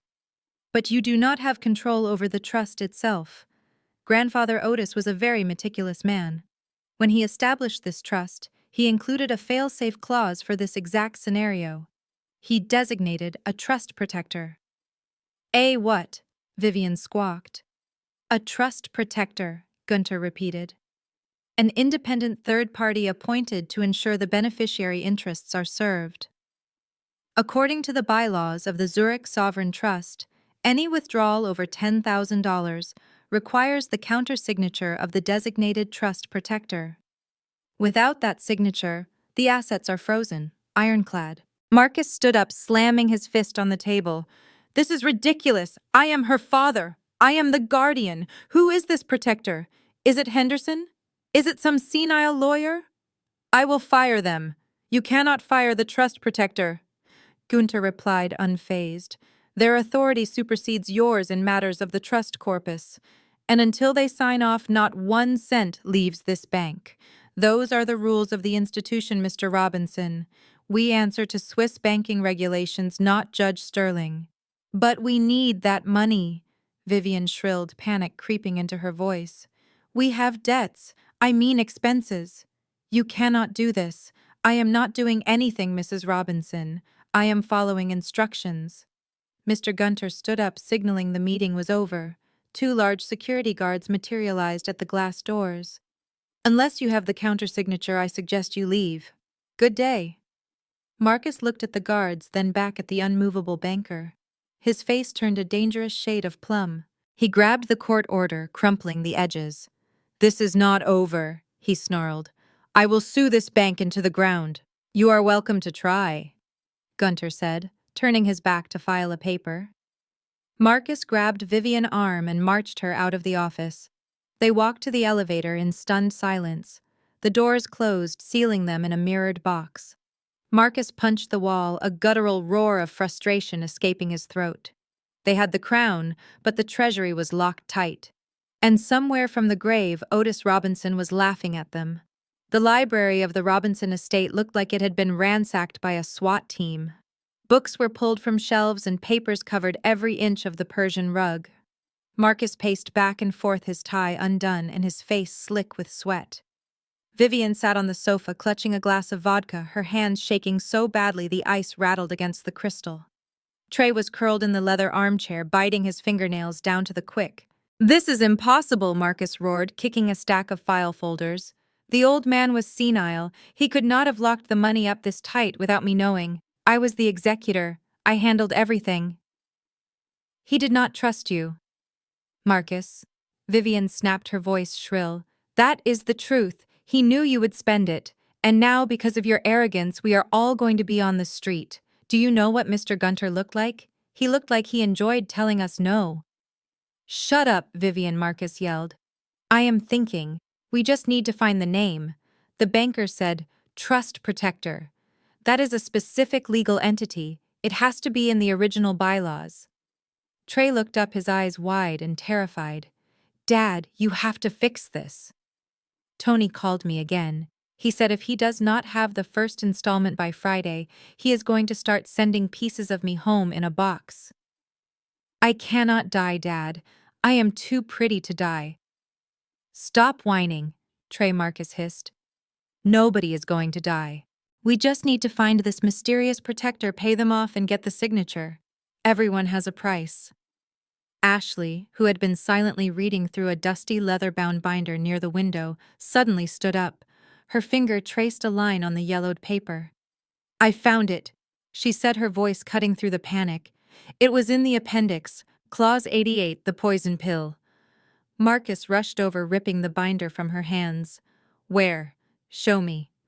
"Right there," Ashley pointed. "It says the trust protector shall be the managing partner of the Zor Legal Group. And look at the designated individual." Marcus squinted at the fine print. The color drained from his face. He read the name aloud, his voice trembling with disbelief. "Zola Otis Robinson, Esquire." The room went silent. Then Trey burst out laughing, a hysterical, high-pitched sound. "Zola," he choked out. "The waitress. Granddaddy appointed Zola as the protector. That is hilarious. She cannot even protect a tray of drinks from falling over. It says Esquire, Marcus muttered, staring at the paper. That means lawyer. The old man must have written this years ago. He must have had this delusion that she would become some big-shot attorney. He did not know she would end up a junkie dropout. This is perfect, Vivian said, standing up and wiping her mouth. This is actually perfect, Marcus. Don't you see? If Zola is the protector, we control her. You are her conservator. You own her. You can just grab her hand and force her to sign the document. We do not have to negotiate with a stranger. We just have to drag the little idiot to the bank. Marcus' eyes lit up. A slow, predatory smile spread across his face. You are right. The old man tried to be clever, but he just handed us the keys. He appointed Zola thinking she would be smart enough to stop us. He did not account for her being a mental invalid. Ashley frowned, looking at the document again. But why is it listed under a legal group? Zor Legal. Does that even exist? Who cares? Marcus waved his hand dismissively. It is probably a shell entity Otis set up for her. It does not matter. The authority rests with the individual, and the individual is currently scrubbing floors at my club. He grabbed his jacket off the chair. Get the car, Trey. We are going to pay your sister a visit. We are going to get that signature tonight, even if I have to break her fingers to get it. They rushed out of the room, fueled by a fresh wave of arrogance. They saw the name, but they missed the truth. They thought the title Esquire was a grandfather wishful thinking. They had no idea it was a warning. They were running toward the one person who had the legal power to bury them, and they were bringing the shovel. The storm outside mirrored the chaos inside the Robinson mansion, but the real danger didn't come from the thunder. It came from the front door, which swung open without a sound. The state-of-the-art security system had been bypassed with terrifying ease. Tony Marcano walked into the foyer, flanked by two men who looked like they chewed concrete for breakfast. Tony was not a large man, but he carried an air of lethal stillness that made the air in the room drop 10 degrees. He shook the rain off his umbrella, casually dripping water onto the pristine marble floor. "Who are you?" Marcus barked, trying to summon the authority he had lost hours ago. "Get out of my house before I call the police." Tony laughed softly, a dry, humorless sound. "The police take 15 minutes to get out here to the suburbs, Mr. Robinson. My men can dismantle this house and everyone in it in 5. He walked past Marcus and sat on the arm of the sofa right next to a trembling Trey. Trey shrank away, his face the color of ash. "Tony, please," he whimpered. "I told you, the money is coming. We just hit a snag at the bank." "A snag," Tony repeated, picking up a crystal figurine and inspecting it. "Is that what we are calling it? I heard your accounts are frozen. I heard you walked out of Zurich Sovereign with nothing but a piece of paper. You see, bad news travels fast in my circle. And I do not like bad news." He suddenly smashed the crystal figurine against the coffee table. The sound was like a gunshot. Vivian screamed and covered her mouth. Ashley retreated to the corner, her eyes wide. "You owe me $5 million, Trey," Tony said, his voice dropping to a whisper. "Plus interest. And the clock is ticking. You have 3 days, 72 hours. By Friday midnight, I want my money. We will get it," Marcus interjected, stepping between Tony and his son. "We have a plan. The assets are there. We just need a signature." "I do not care about signatures," Marcus, Tony said, standing up and smoothing his suit. "I care about results. If I do not have my money by Friday, I am not coming back for a chat. I will take this house. I will take your cars. And then I will take payment in flesh. Maybe a finger from the pretty wife. Maybe a kneecap from the golden boy here." He walked up to Marcus, invading his personal space. "You are a businessman, Marcus. You understand leverage. Right now you have none. Fix this, or I will fix it for you. And my methods are messy." Tony signaled his men. They turned and walked out, leaving the front door wide open to the storm. The wind howled through the hallway, blowing rain onto the expensive rugs. Marcus stared at the open door, his chest heaving. The veneer of the respectable businessman was gone. He was a cornered animal. The pressure was crushing him. He looked at his terrified family. Trey was sobbing on the floor. Vivian was hyperventilating. They were weak. They were useless. It was up to him. He slammed the front door shut and locked it. He turned to Trey, his eyes wild and bloodshot. "Get up," he ordered. "Stop crying." "What are we going to do, Dad?" Trey wailed. "He is going to kill us." Marcus walked to the liquor cabinet and poured a drink, downing it in one gulp. "We are going to do what needs to be done. We are not waiting for banks. We are not negotiating. We are going to find Zola, tonight, and she is going to sign that document if I have to hold the pen in her hand myself." He grabbed his keys. The desperation had turned into madness. He was willing to cross any line. He was willing to break the law. He was willing to break his daughter. "Come on," he snarled. "We are going to the boarding house. The hunt is on." The black Mercedes screeched to a halt in front of the Rest Easy boarding house, looking like a spaceship that had crash-landed in a landfill. Marcus Robinson stepped out, his Italian leather shoes sinking immediately into a puddle of grime. He didn't care. The madness of debt and the terror of Tony Marcano's threat had stripped away his dignity. Trey scrambled out after him, shielding his head from the rain, his face pale as a ghost. They burst into the lobby. The landlady woke up with a start, about to scream, but Marcus silenced her with a wad of cash thrown in her face. "Room 4B," he roared. She pointed a trembling finger toward the dark, moldy staircase. They stomped up the creaky wooden hallway. At door 4B, Marcus didn't knock. He signaled Trey. Summoning the hysterical strength of a coward, cornered Trey kicked the door. The cheap wood eaten away by termites gave way with a splintering crack.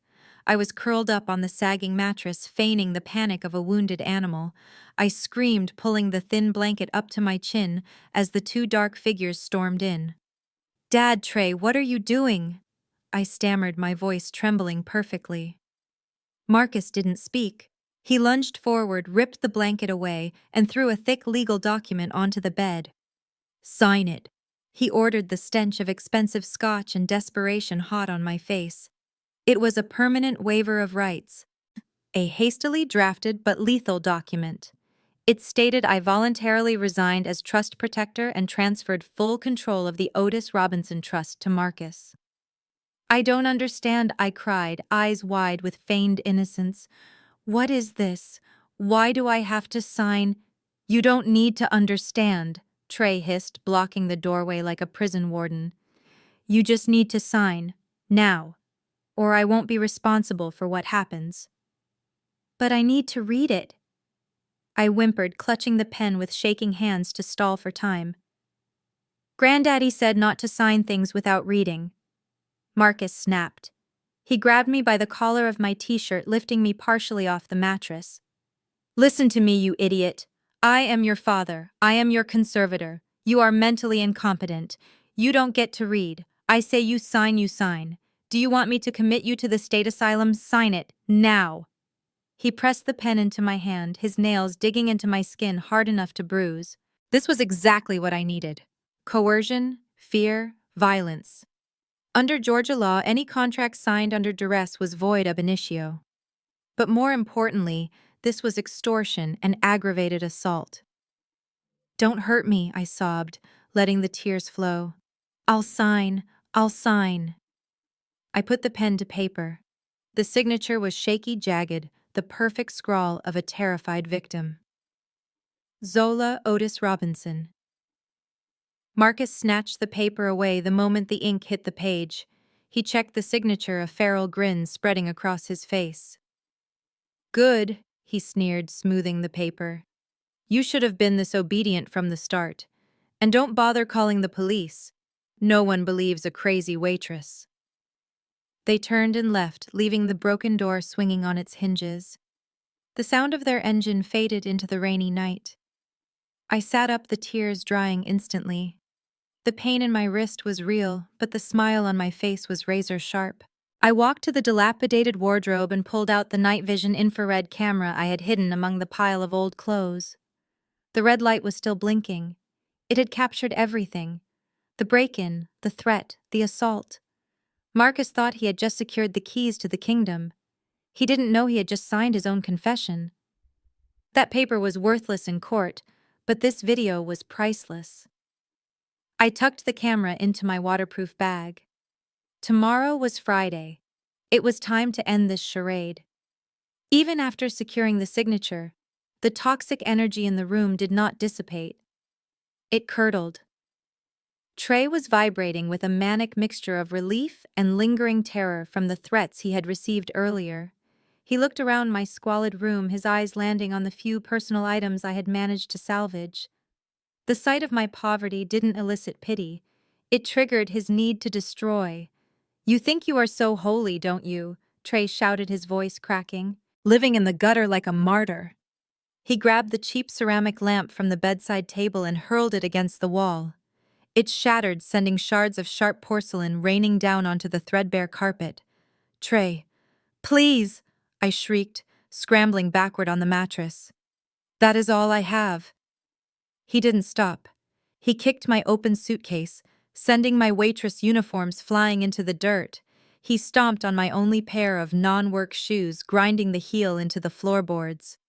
"You are trash, Zola," he yelled, his face twisted and ugly. "You live like a rat because you are a rat." I looked at Marcus, begging for intervention. "Dad, make him stop. Please." Marcus watched the destruction with cold indifference. He folded the signed waiver and tucked it securely into his breast pocket. Then he turned his gaze to me. It wasn't the look of a father. It was the look of a man who viewed me as a loose end that needed to be tied off. "You brought this on yourself," he said, his voice low and dangerous. I reached out to grab his sleeve, a desperate, instinctual move. "Dad, please, I just want—" He didn't let me finish. He backhanded me. The blow was sudden and heavy. His signet ring caught my lower lip, tearing the skin. My head snapped back with the force of the impact, and I tasted the hot metallic tang of copper in my mouth. I crumpled onto the mattress, clutching my face, letting out a sob that was half pain, half performance. "Don't you ever touch me," Marcus hissed, looming over me. "And don't you ever call me Dad again. You are nothing to me. Just a signature on a piece of paper." I cowered against the wall, trembling violently. "I am sorry. I am sorry," I whimpered, making myself as small as possible. Marcus leaned down, his face inches from mine. "Listen to me closely. If you try to contest this, if you go to a lawyer or the police or even look at a telephone, we will come back. And next time Trey won't just break a lamp. Do you understand?" I nodded rapidly, tears streaming down my face, mixing with the blood on my chin. "Yes, I understand." "Let's go," Marcus barked at Trey. Trey spat on the floor near my feet as a final insult, and they marched out of the room. I listened to their footsteps recede down the hallway, followed by the slam of the front door and the roar of the Mercedes engine peeling away. Silence returned to room 4B, broken only by the sound of rain and my own breathing. I slowly lowered my hand from my face. My lip was throbbing, and my cheek burned, but my eyes were dry and hard. I reached into the deep pocket of my sweatpants and pulled out a simple black ballpoint pen. I twisted the top barrel. A tiny blue light blinked once and then went solid. Recording saved. The camera in the wardrobe had caught the visuals, but this pen had captured the audio with crystal clarity. The sound of the lamp shattering, the wet thud of his hand hitting my face, the explicit verbal threats of future violence. I wiped the blood from my lip with my thumb and looked at it. It was bright red. DNA evidence. "You wanted a waiver, Marcus?" I whispered to the empty room. "You just signed a confession to battery and witness intimidation." I stood up, ignoring the mess Trey had made. I had work to do. I needed to upload the audio, photograph my injuries, and send the final packet to David Green. The physical pain was sharp, but it was nothing compared to the satisfaction settling in my chest. They had drawn first blood, but I was going to draw the last. I waited exactly 10 minutes after the Mercedes taillights disappeared before I picked up the landline in the hallway. My lip was swelling rapidly, and my room looked like a war zone, but my mind was operating with the cold precision of a grandmaster moving a queen. I dialed my father's cell number. He answered on the second ring, the noise of the car engine humming in the background. "What?" Marcus barked. "If you are calling to beg, save your breath. The deal is done." "It's not done," I said, pitching my voice to sound tremulous and broken, choking back fake sobs. "Dad, please listen. I don't want you to come back. I don't want Trey to hurt me again. I just want this to be over." "It is over, Zola," he snapped. "I have the signature." "But it won't work," I wailed, injecting a note of frantic desperation. I remembered what Granddaddy told me about the Swiss accounts. "Mr. Gunter, he is a stickler. He saw you today. He knows you are desperate. If you walk in there with a wrinkled piece of notebook paper that has blood on it, he will call the authorities. He will flag the transaction for fraud. You won't get the money by Friday. You won't be able to pay Tony." There was a silence on the other end. I could practically hear the gears grinding in Marcus's head. He knew I was right. Swiss bankers did not accept dirty napkins as legal tender. "What are you saying?" Marcus asked, his voice suspicious, but less aggressive. "We have to do it right." I sniffled. "I don't want any trouble. I just want to go back to my life. Let's meet at the family law firm tomorrow morning. With Mr. Vance. And a notary. I will sign a formal ratification of waiver on official letterhead. A clean copy. If it's notarized, Gunter can't say no. He has to release the funds immediately." I heard Trey's muffled voice in the background asking what was happening. Marcus hushed him. "You would do that?" Marcus asked. "You would walk into the office and sign voluntarily. I just want you to leave me alone," I whispered. "I'll do whatever you want. Just promise you won't hit me again." "Fine," Marcus said, the arrogance returning to his tone. He thought he had broken me completely. He thought I was maneuvering to save my own skin, not to flay his. "Tomorrow morning, 9 sharp at Vance & Associates. And Zola, wash your face. You look like a disaster. If you try anything funny, remember what I said." "I will be there," I promised. He hung up. The line went dead. I slowly replaced the receiver. A dark satisfaction settled in my chest. They took the bait. The waiver signed in this room was evidence of a crime, but it was messy. By luring them to the law firm, I was moving the kill zone to a controlled environment. At the law firm, there would be witnesses. There would be a notary public who is a sworn officer of the state. There would be electronic records. By forcing me to sign a fraudulent document in front of a notary, they were upgrading their crime from simple assault to complex wire fraud and conspiracy to commit grand larceny. And best of all, I would have everyone, Marcus, Vivian, Trey, and their crooked lawyer in one room, perfectly positioned for the final blow. I walked back to my room and stepped over the shattered remains of my lamp. I picked up my phone and sent a single encrypted text to David Green. "The meeting is set. 9 Huzru a.m. Vance & Associates. Bring the cavalry." Then I opened my suitcase and pulled out the one thing Trey hadn't destroyed. It was buried at the very bottom, wrapped in plastic. My Harvard Law graduation suit. A sharp tailored blazer and trousers in charcoal gray. I hung it on the back of the broken door. "Z, the waitress, died tonight in this room. Tomorrow, Zola Robinson Esquire was walking into that office. And she was taking no prisoners." The sun had barely risen over the Atlanta skyline, casting a pale gray light through the grime on my window pane. I was sitting on the edge of the bed, staring at the bruise on my lip in a cracked hand mirror, when a soft knock echoed from the hallway. It was not the pounding of a fist like last night. It was a polite, rhythmic tap. I opened the shattered door. Ashley stood there wrapped in a beige cashmere trench coat, holding 2 coffees from a high-end cafe. She looked out of place in the rest-easy hallway, like a diamond in a gutter. She surveyed the damage to the room, the broken lamp, the footprint on my clothes, and her nose wrinkled in distaste. "Can I come in?" she asked, her voice dripping with faux concern. "I brought you a latte. Oat milk. Just how you used to like it." I stepped aside, letting her enter. She gingerly sat on the wooden chair, dusting it off with a napkin first. She looked at my swollen lip and sighed, shaking her head. "Look at what they did to you, Zola. They are animals. Absolute animals. I told Trey he went too far, but you know how he gets when he is scared." I took the coffee, but did not drink it. "What do you want, Ashley?" I asked, keeping my voice flat. "I am here as a friend," she said, leaning forward, her eyes wide and earnest. "I know you hate them. Believe me, I get it. Living in that house is like living in a shark tank. But Zola, you have to be smart today."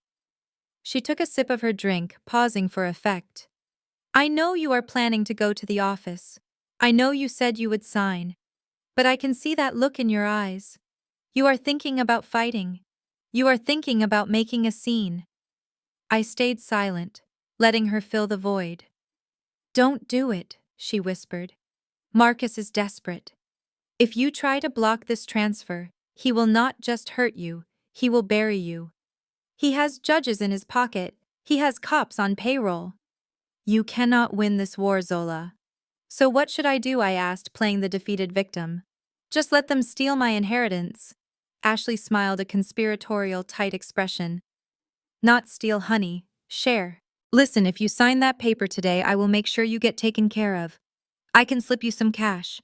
Enough to get a real apartment. Maybe finish school." I looked at her, tilting my head. "Why do you care, Ashley? You never liked me." She laughed, a harsh sound that broke her sweet facade. "I don't care about you, Zola. I care about the timeline. See, I have a plan too." She lowered her voice, checking the open door. "I am leaving Trey. As soon as that trust fund money hits the joint account, I am filing for divorce. I have a lawyer in New York ready to freeze half the assets, but I need the money to be there first. If you block the transfer, the account stays empty. If the account is empty, I get nothing in the settlement." And I did not spend 3 years listening to Trey chew with his mouth open to walk away empty-handed. My heart rate spiked. She was admitting to conspiracy and premeditated fraud. "So you are just using me to get your payout," I stated clearly, ensuring the microphone in my pocket caught every syllable. "We are all using each other," she said, standing up and smoothing her coat. "That is how the world works. You sign the paper, I get my divorce settlement, and Trey gets what he deserves, which is a broken heart and half a bank account. It is a win-win. Just be a good girl one last time, Zola. For me." She patted my cheek right over the bruise, her ring cold against my skin. "See you at 9. Don't be late." She walked out, the heels of her boots clicking on the floorboards. I waited until she was gone before I pulled the recorder from my pocket. I replayed the audio. "I am leaving Trey. I need the money to be there first. We are all using each other." I smiled. Ashley thought she was the player. She had no idea she was just another pawn. And I had just captured the queen. Judge Sterling was fumbling with the keys to his silver Bentley in the secluded VIP section of the Legacy parking lot. He looked hungover. His tie was slightly crooked, and his eyes were bloodshot behind his rimless spectacles. He was a man who believed his position insulated him from consequence. I stepped out from behind a row of hedges, still wearing my oversized gray hoodie over my waitressing uniform. I looked harmless. I looked invisible. "Excuse me, Your Honor," I called out softly. Sterling jumped, dropping his keys on the asphalt. He spun around, clutching his chest. When he saw it was just me, the waitress from the night before, his fear turned instantly to annoyance. "Jesus, girl," he snapped. "You nearly gave me a heart attack. What do you want? Are you following me?" "No, sir," I said, keeping my head bowed and my voice meek. "I just wanted to return this." I held out a crumpled receipt I had picked up from the trash. "You dropped it near the valet stand." He snatched it from my hand, sneering. A gas receipt. You stopped me for trash. Get away from me before I have you fired. I took a step back, but I did not leave. I raised my eyes just enough to meet his. I just wanted to be helpful, sir, I said, my voice taking on a strange, knowing edge. You seemed so distracted last night, especially after Mr. Robinson gave you that envelope. Sterling froze. His hand hovered over the door handle. What envelope? He asked, his voice dropping an octave. The thick white one, I continued, innocent as a lamb. The one he slipped into your portfolio while I was clearing the brandy snifters. It looked very heavy, sir.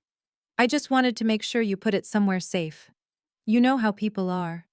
Things go missing when you are not looking. The color drained from his face, leaving it the shade of old parchment. He took a step toward me, menace in his eyes. Who have you told about this? Oh, nobody, sir. I lied smooth as silk. Just the other girls in the kitchen. We see everything you know. We talk. But do not worry, we are just the help. Nobody listens to us, right? I gave him a vacant smile, turned and walked away. I felt his eyes boring into my back, terrified and paranoid. I did not look back. I disappeared around the corner of the clubhouse and waited. Inside the Bentley, Sterling's hands were shaking so badly he could barely hold his phone. I watched from a distance as he dialed. He started shouting the moment the call connected. Marcus, you incompetent fool, he roared, slamming his hand on the steering wheel. Your operation is leaking like a sieve. That waitress, the one with the frizzy hair, she just cornered me in the parking lot.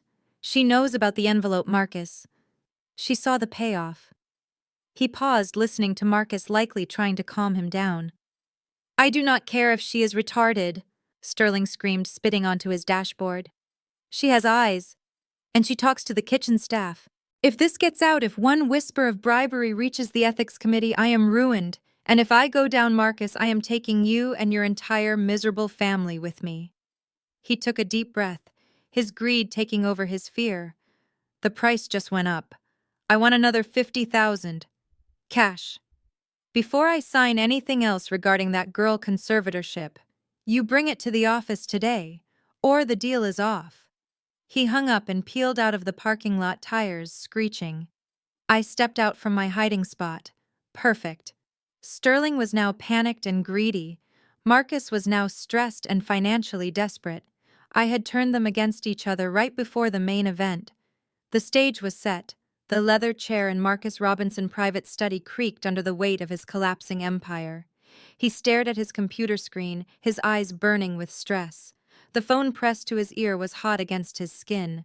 Judge Sterling was screaming on the other end. The panic from the parking lot incident had metastasized into full-blown extortion. I changed my mind. Marcus. Sterling hissed, his voice distorted by fear. 50,000 is an insult. That waitress saw the envelope. She is a loose end. If she goes to the ethics board, I lose my judgeship. I lose my pension. I need insurance. I want $2 million. $2 million. Marcus choked out his hand, gripping the edge of his mahogany desk. You are out of your mind. We had a deal. I paid you 10,000 for the order. The price of silence has gone up.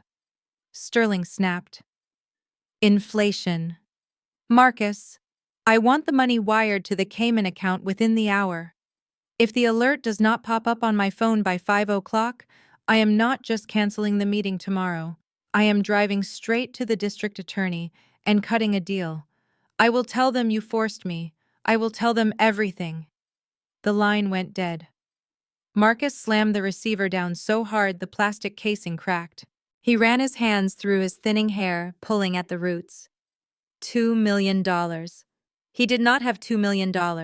He did not even have 200,000. The lavish lifestyle, the gambling debts, the hush money, it had all drained the accounts dry. That was why he needed the trust money so desperately. It was a house of cards, and the wind was picking up. He logged into his personal banking portal. Red numbers, overdraft warnings. He checked the business operating account. Barely enough to cover payroll for next week. If he did not pay Sterling, the judge would flip. If the judge flipped, the conservatorship failed. If the conservatorship failed, he could not access the trust. And if he could not access the trust, Tony Marcano would execute his son by Friday. It was a closed circle of death. His eyes drifted to the bottom of the account list on the corporate dashboard. There was one account that was still flush, the Robinson Enterprises Employee Pension Fund. It held $2.4 million. It was the life savings of the janitors, the secretaries, the groundskeepers who had worked for the company for decades. It was federally protected money. Touching it was a felony. It was theft of the highest order. It was a crime that carried a mandatory prison sentence. Marcus looked at the digital clock on his desk. 4:15 p.m. He had 45 minutes before Sterling carried out his threat. He told himself it was a loan. He lied to himself that he would pay it back the moment Zola signed the waiver and the Swiss money came through. Just a temporary bridge loan. He typed in his administrative override code. The screen flashed a bright red warning. Withdrawal of pension funds restricted. Fiduciary authorization required. He ignored it. He typed in the Cayman Island routing number Sterling had provided. He entered the amount, $2 million. His finger hovered over the enter key. For a split second, he thought about Martha, the receptionist who was retiring next month. This was her money. This was her future. Then he thought about Tony Marcano holding a knife to Trey's throat. He pressed enter. Transaction processing. Transaction complete. The numbers vanished from the pension fund, leaving a hollow shell behind. Marcus slumped back in his chair, drenched in cold sweat. He had just crossed the final line. He was no longer just a bad businessman or a corrupt father. He was an embezzler. He was a felon. But he was safe. For now. He picked up his phone and texted Sterling. "It is done. Be there tomorrow." He did not know that every keystroke he had just made was being mirrored in real time on a laptop in a boarding house room 5 miles away. The blue light of my laptop screen was the only illumination in the room. On the display, the mirror image of Marcus's desktop froze on the final confirmation window. Transaction complete. $2 million had just vanished from the Robinson Enterprises Employee Pension Fund. It was gone in a blink of an eye, wired to a shell account in the Caribbean that belonged to a corrupt judge. My heart pounded against my ribs, but my hands were steady. I hit the capture key, saving a video recording of the entire session. Then I dove into the back end. I downloaded the transaction logs, the IP address verification, and the digital authorization key Marcus had used. He thought he was being clever by bypassing the fiduciary protocols, but he was actually leaving a trail of breadcrumbs so thick a blind man could follow it. I opened the file containing the employee list. I scrolled past the names. Martha, the receptionist who always snuck me candy when I was a child. Old Mr. Henderson, the janitor who had been with the company since Granddaddy Otis started it in a garage. These people had given their lives to the company. They had scrubbed floors and answered phones believing their future was secure. And Marcus had just stolen their retirement to save his own skin. This was no longer a family dispute. This was a federal crime. This was theft on a massive scale. I minimized the surveillance window and opened a secure browser routing my connection through a server in Iceland. I navigated to the Internal Revenue Service whistleblower office portal. I began to fill out Form 211. Name of taxpayer Marcus Robinson. Allegation embezzlement, wire fraud, money laundering, tax evasion. I attached the Sterling file. I attached the photos of the false ledgers from the club. And then I uploaded the smoking gun, the real-time log of the pension fund theft. I cross-referenced the Cayman account number with the known assets of Judge Sterling. It was a beautiful, lethal packet of information. The IRS Criminal Investigation Division did not play games. They did not care about social standing or country club memberships. They cared about math. And Marcus's math did not add up. I added a note in the description field. Subject is attempting to flee jurisdiction or liquidate assets rapidly. Immediate freeze of accounts recommended. I hovered my mouse over the submit button. Once I clicked this, there was no going back. The federal government would begin a quiet, grinding investigation that would eventually strip the Robinson family of everything they owned.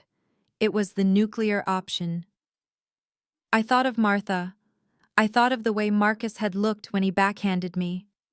I thought of Granddaddy Otis dying in that hospital bed begging me to save his legacy. I clicked submit. The screen refreshed. Submission received. Case number 8892. I sat back in the darkness. The digital paper trail was now in the hands of the most ruthless accountants on the planet. By the time Marcus walked into that meeting tomorrow, the wheels of justice would already be turning beneath his feet. He would not hear them coming until it was too late. I closed the laptop. The night was over. It was time to put on the suit. The irony of the evening was suffocating. While Marcus was frantically covering the tracks of a multi-million-dollar embezzlement in his study upstairs, Vivian was downstairs hosting the celestial-themed Save the Angels Gala. The ballroom was transformed into a white and gold paradise filled with lilies that cost more than my college tuition. The champagne flowed like water, and the Atlanta elite preened in their tuxedos and gowns, oblivious to the rot beneath the floorboards. I stood in the kitchen pantry staring at the garment Vivian had laid out for me. It was not a server uniform. It was a costume. It was a shapeless gray sack made of rough burlap material that looked like something out of a Dickensian nightmare. "Put it on," Vivian commanded, sweeping into the room with a glass of Prosecco in hand. "And wash that makeup off your face. You look too healthy. I need you to look broken." I held up the dress. "Mother, this is ridiculous. I look like an orphan from the 1800s. "That is the point," Vivian snapped, adjusting her diamond necklace. "The theme is Rescue Zola. I am the savior. You are the project. The press is here. The Atlanta Tatler is doing a feature on my philanthropy. They need to see the contrast. They need to see how low you have fallen so they can appreciate how high I am lifting you up. Now put it on, and do not smile. If I catch you smiling, I will have security throw you out." I put on the dress. It scratched my skin and hung off my frame, making me look frail and destitute. I walked out into the ballroom carrying a tray of caviar blinis. The music stopped as Vivian tapped a spoon against her glass. She stood on the grand staircase, a vision in shimmering silk. "My friends," she began, her voice trembling with practiced emotion. "Thank you for coming. We all know the Robinson family has been blessed. But our greatest blessing is the ability to give back." She gestured dramatically toward me. The spotlight swung around, blinding me. I froze, clutching the tray, my head bowed in the role of the penitent sinner. "This is my daughter Zola," Vivian announced. "Many of you know her story. The drugs, the rebellion, the waste of potential. It broke a mother heart. But we did not give up on her. We welcomed her back. We are teaching her the value of service, the dignity of labor." A murmur of sympathy rippled through the crowd. Cameras flashed, capturing the image of the benevolent matriarch looking down on the pathetic servant. "Come here, Zola," Vivian beckoned. I walked up the stairs, my steps heavy. Vivian pulled me into a stiff, one-armed hug, turning us toward the photographers. She squeezed my shoulder hard, her nails digging into my flesh, while she smiled beatifically for the lenses. "Smile with your eyes, but look sad," she hissed through her teeth. "Look grateful." I looked at the camera. I did not look sad. I looked hollow. I played the part perfectly, letting them capture the ultimate proof of their cruelty. This photo would not just be in the society pages. It would be Exhibit A in the court of public opinion. "Thank you, Mommy," I whispered, my voice amplified by her microphone. "You are so good to me." The crowd applauded. Vivian beamed, soaking in the adoration. She released me and shooed me away. "Go back to work now, dear. The guests are hungry." I walked back down the stairs, descending into the shadows. Let them eat their caviar. Let them toast to their own generosity. They had no idea that the girl in the burlap sack was not a charity case. She was the executioner. And the guillotine was falling tomorrow morning. The crystal podium stood on the landing of the grand staircase, waiting for the queen of the evening. Vivian was busy accepting compliments on her dress near the champagne tower, her back turned to the stage. This was my window. I moved through the crowd clutching a tray of empty flutes, my burlap sack costume rendering me invisible to people who only saw price tags. I walked up the side steps to the landing. I placed a fresh glass of water on the podium shelf, and with a sleight of hand I had practiced a dozen times, I swiped the ivory envelope containing her speech and replaced it with an identical one from my pocket. The swap took 2 seconds. I retreated to the shadows beneath the balcony, my heart hammering a silent rhythm against my ribs. 5 minutes later, the lights dimmed. A spotlight hit the podium.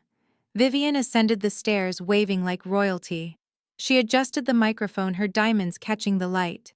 She put on her reading glasses and opened the envelope. She smiled at the hushed crowd. My dearest friends, she began, her voice projecting warmth and sincerity. We gather here tonight to speak of charity, of giving, of the light we bring to the darkness. She looked down at the paper to read the next line. I watched her face closely. I saw the moment her brain registered the words. Her smile faltered, her brow furrowed in confusion. She blinked, thinking perhaps she had misread it. But she continued reading aloud, her autopilot taking over before she could stop herself.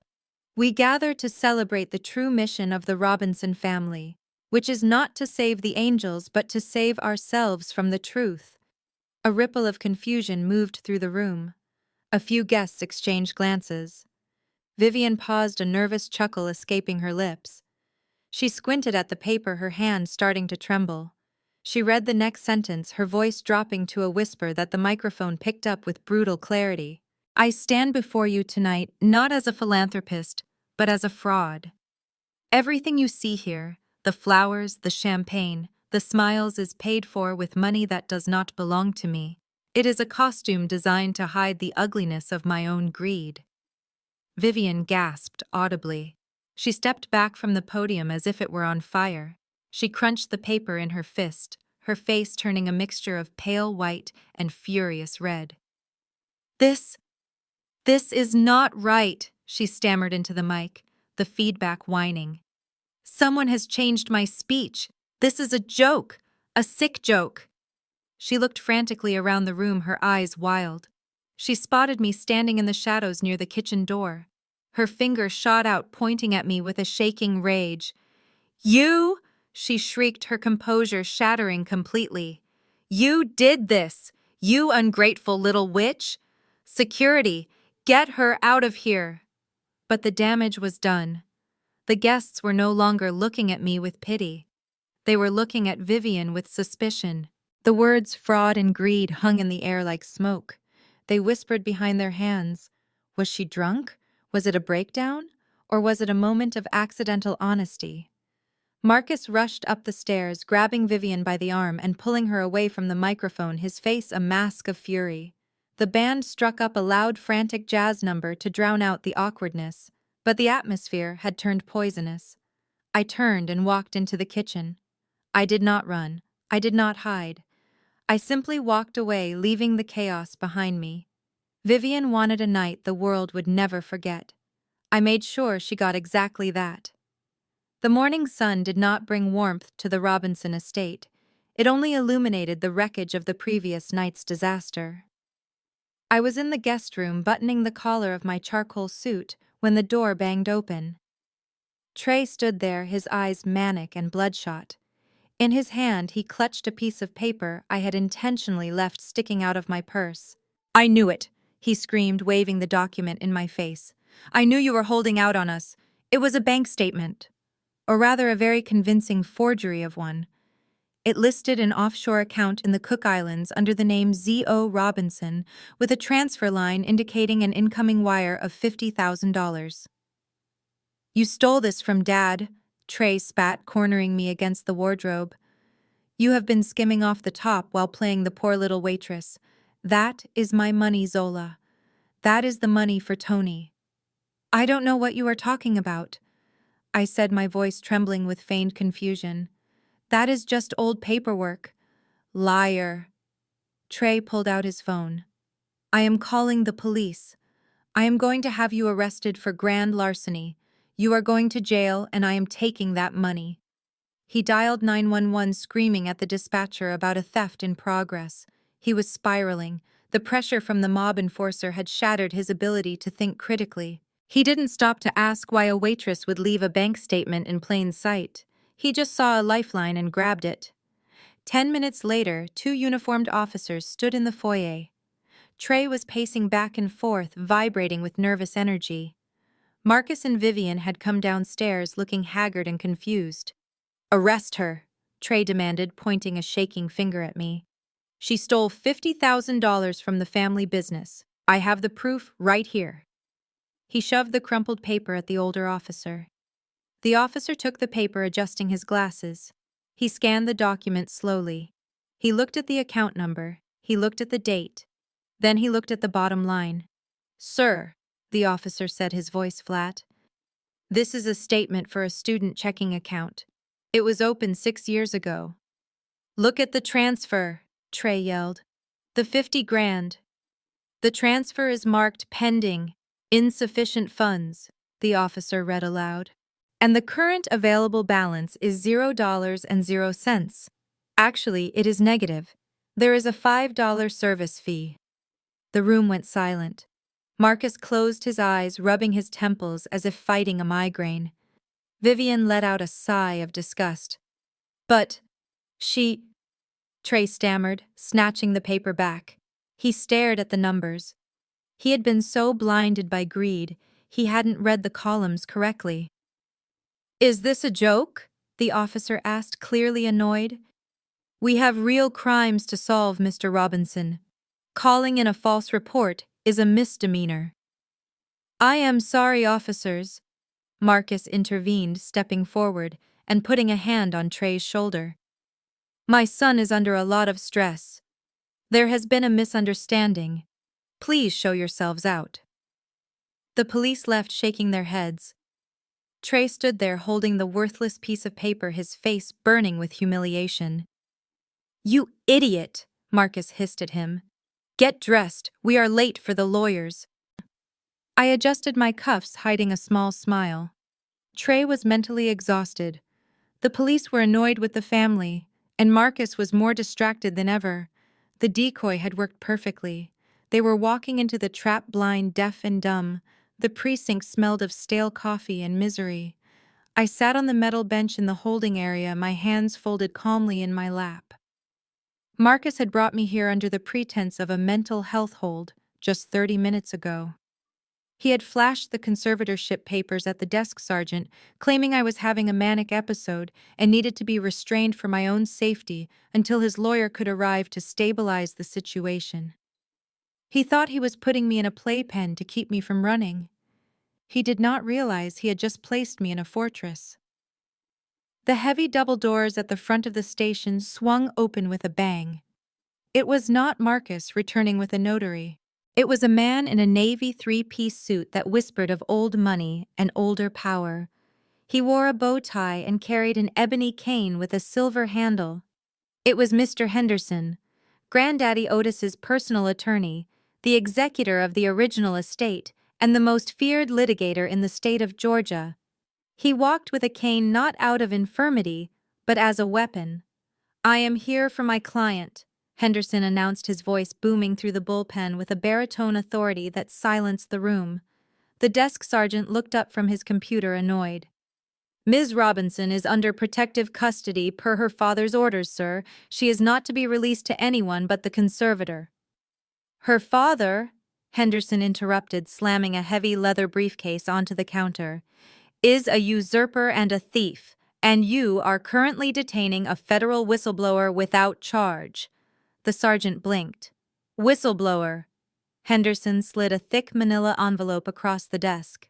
"Bail has been posted. And here's a writ of habeas corpus signed by the Chief Justice of the Georgia Supreme Court 10 minutes ago. It overrides the lower court's conservatorship order pending review. Unless you want to be named in a civil rights lawsuit alongside Marcus Robinson, I suggest you unlock that gate. Now." The sergeant read the document. His face paled. He grabbed his keys and hurried to the cell door. The lock clicked. I stepped out, smoothing the wrinkles from my charcoal suit.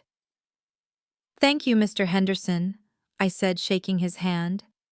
His grip was dry and strong. "Do not thank me yet, Zola," he replied, his eyes twinkling behind wire-rimmed glasses. "We have a long night ahead of us."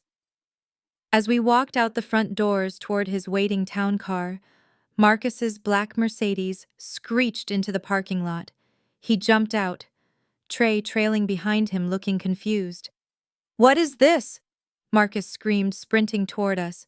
"Where are you taking her? I have custody. That is kidnapping." Henderson turned slowly on the precinct steps. He looked at Marcus with the absolute disdain one reserves for a cockroach. "You have nothing," Marcus, Henderson said calmly. "I have just filed an ex parte emergency motion for the immediate suspension of your conservatorship based on new evidence of gross financial misconduct, embezzlement, and physical abuse. The hearing is set for tomorrow morning at 8:00 a.m. in open court." "You can't do that," Marcus sputtered, his face turning purple. "She is incompetent.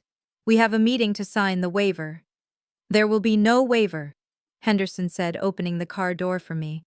"And frankly, Marcus, I suggest you skip the civil attorney and find a very good criminal defense lawyer. You are going to need one." I slid into the leather seat of the town car. Through the tinted glass, I watched my father standing on the pavement, his mouth open, impotent rage radiating off him. He had tried to bury me in the dark. Now Mr. Henderson was dragging him into the light.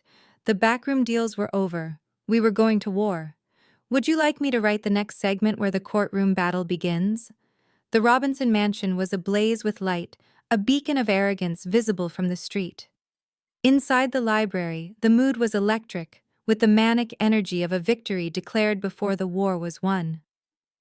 Marcus stood by the fireplace, a crystal tumbler of amber liquid in his hand, his face flushed with triumph.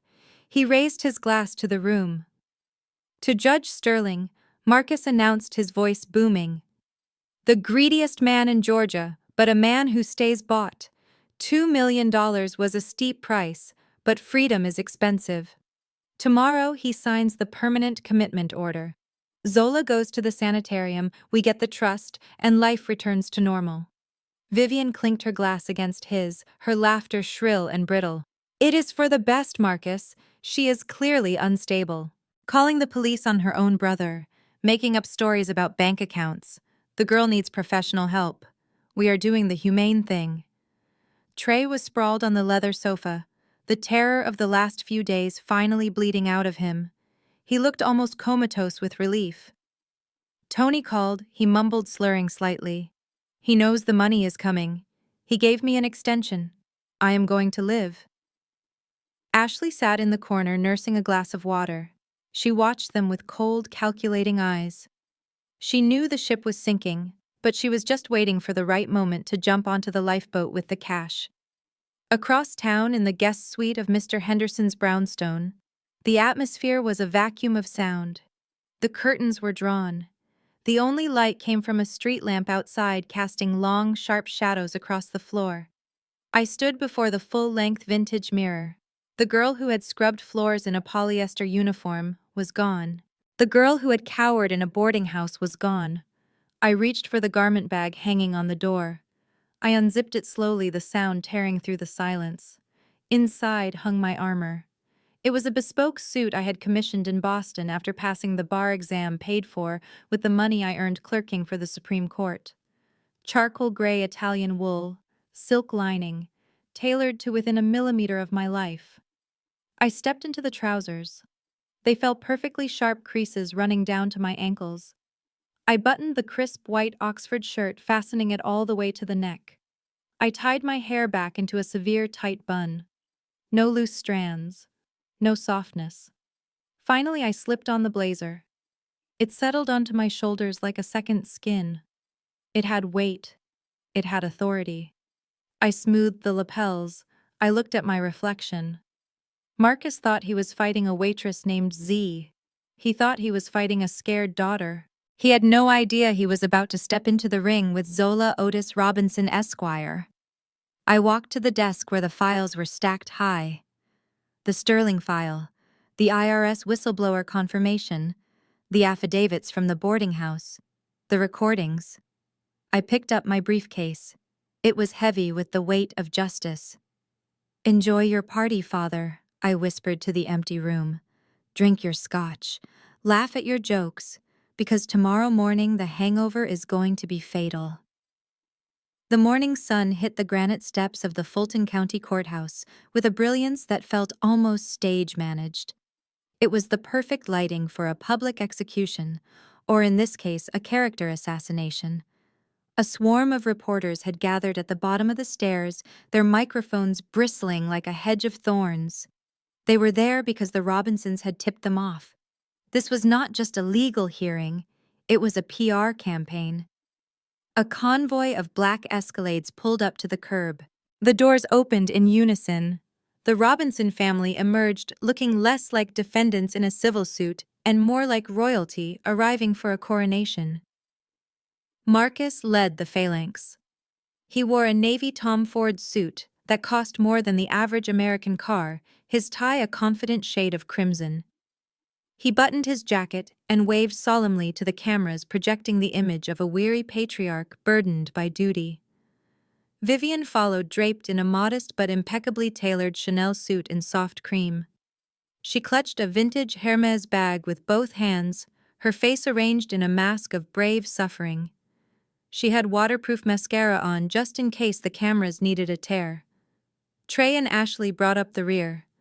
Trey looked refreshed, the terror of the previous night washed away by the assurance that the fix was in.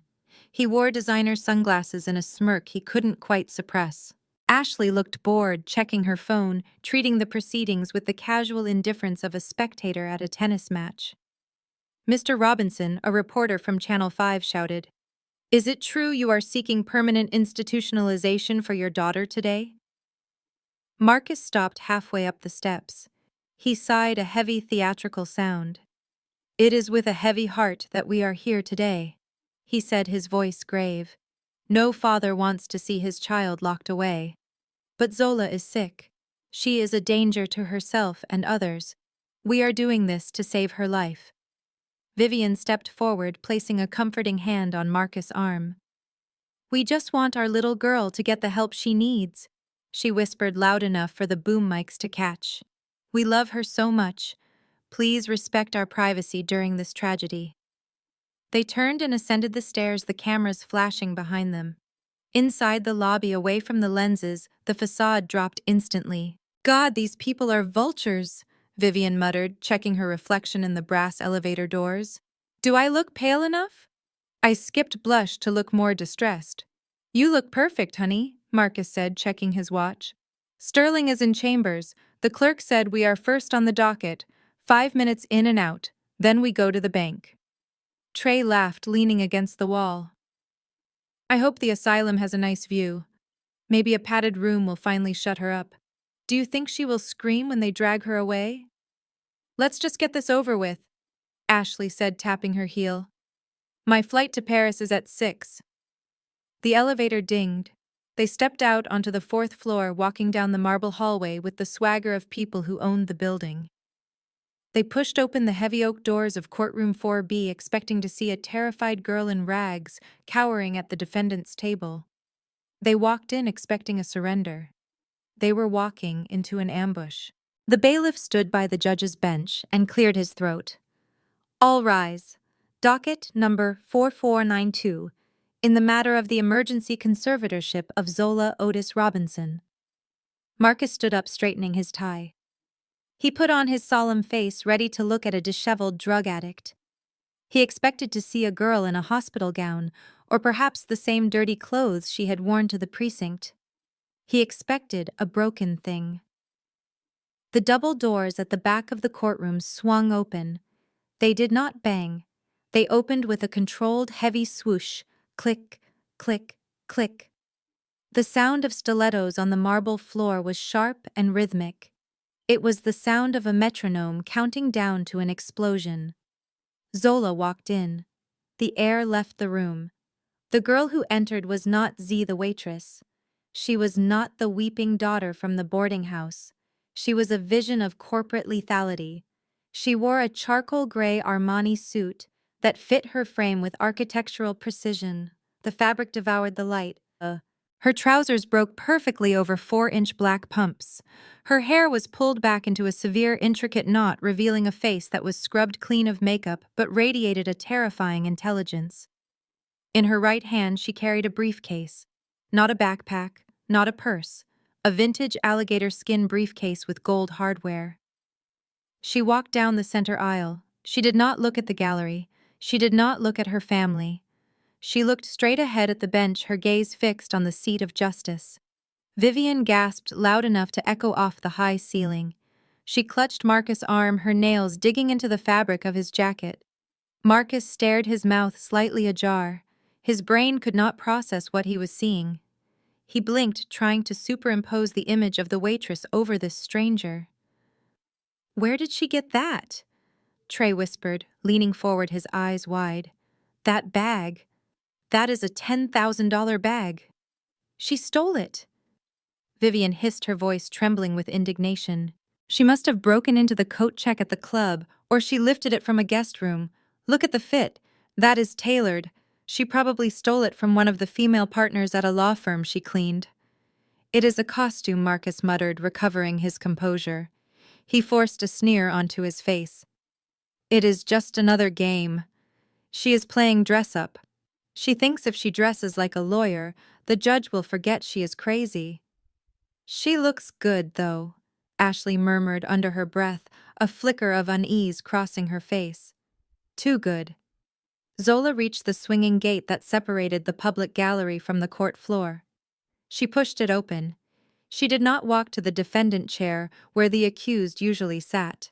She walked to the counsel table on the right. She placed the briefcase on the table. The gold latches clicked open with a sound like a gun being cocked. She pulled out a pristine legal pad and a silver fountain pen. She sat down, crossing her legs with a grace that was not learned in a boarding house. Marcus watched her, waiting for the facade to crack. Waiting for her to start screaming or shaking. But she just sat there, perfectly still. "That is stolen property," Marcus growled, leaning over the railing.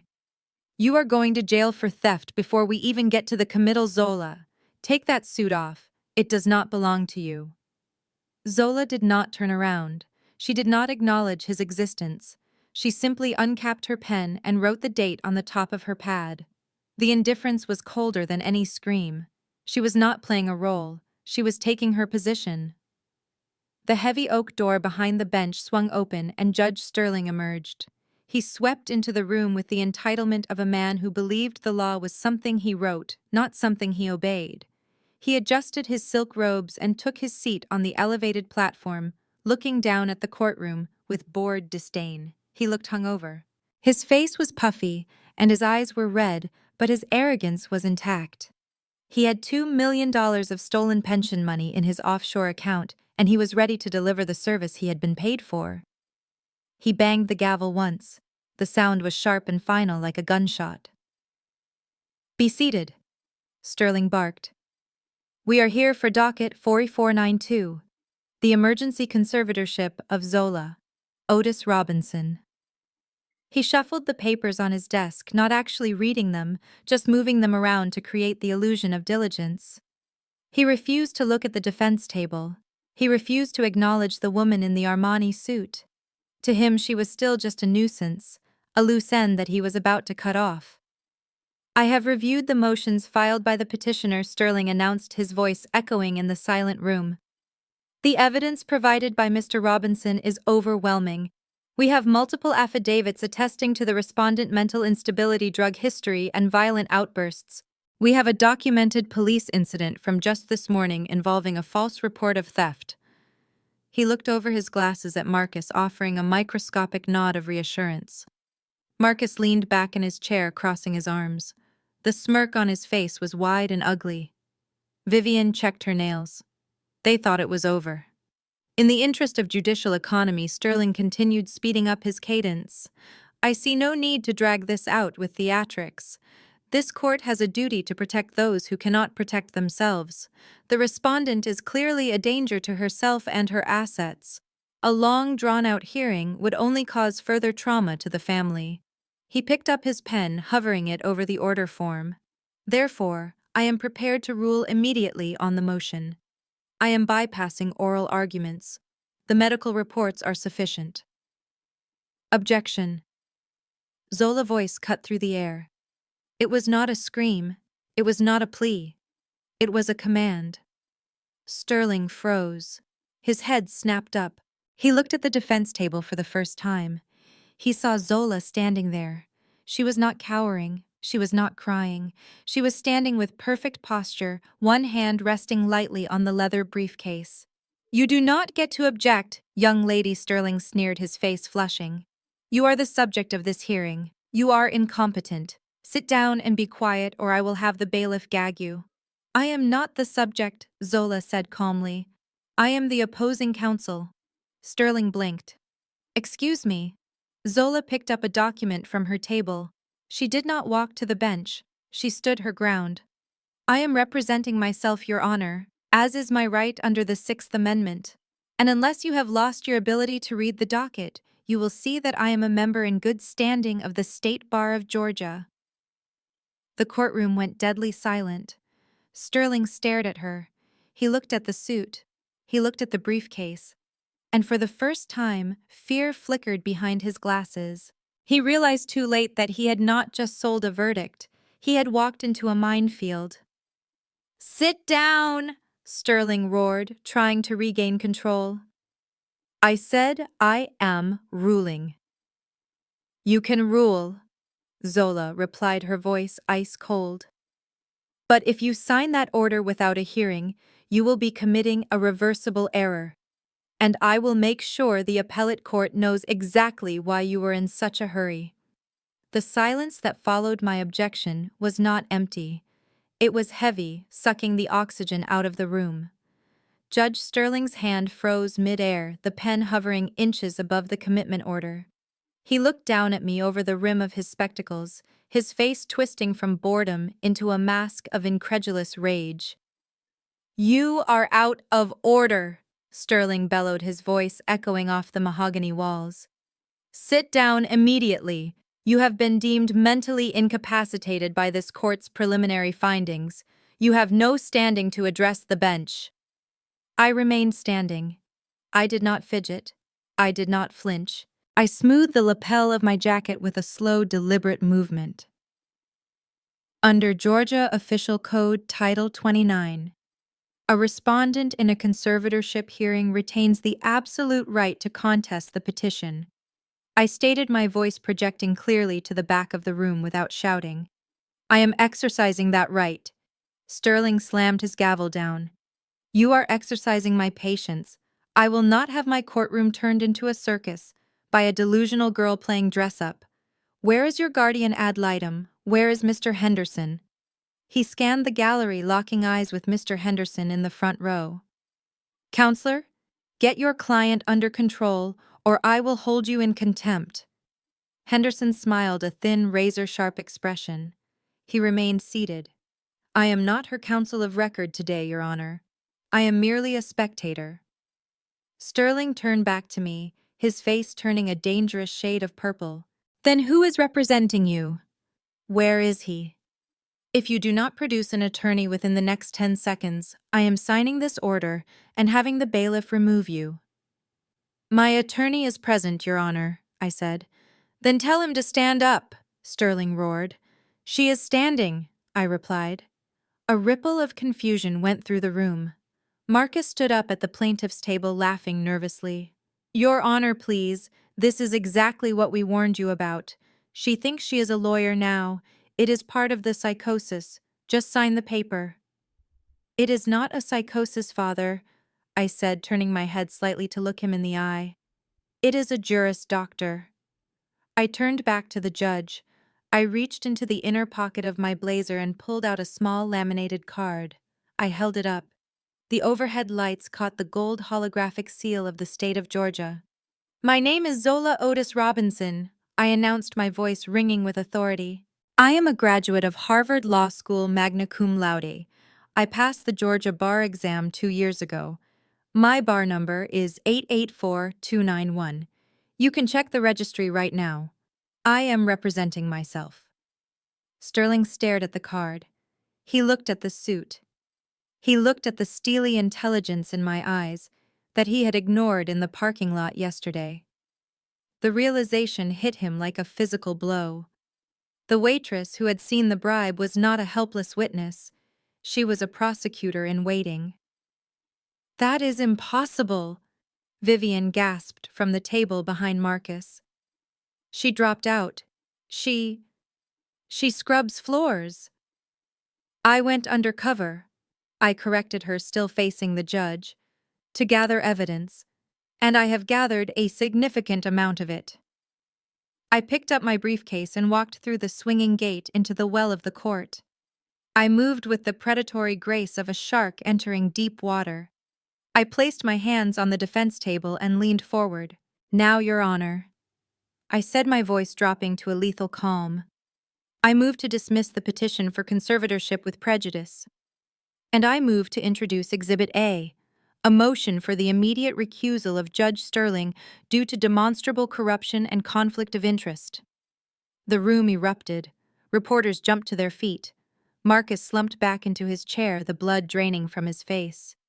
Sterling sat frozen on his throne, the gavel still clutched in his sweating hand, looking at me as if I were the Grim Reaper himself. The trap had snapped shut. The courtroom air was so stagnant it felt solid, a wall of humidity and hostility. Judge Sterling stared down at me, his face a mask of purple rage. He was used to defendants who mumbled, cried, or begged. He was not used to being defied. Mr. Henderson Sterling barked, swiveling his chair toward the gallery. I am warning you. Control your client or I will hold you in contempt. If she does not have representation, this hearing is over. Mr. Henderson did not move. He simply crossed his legs and offered a small, polite smile. She does not require my assistance, Your Honor. Sterling turned back to me, gripping his gavel like a weapon.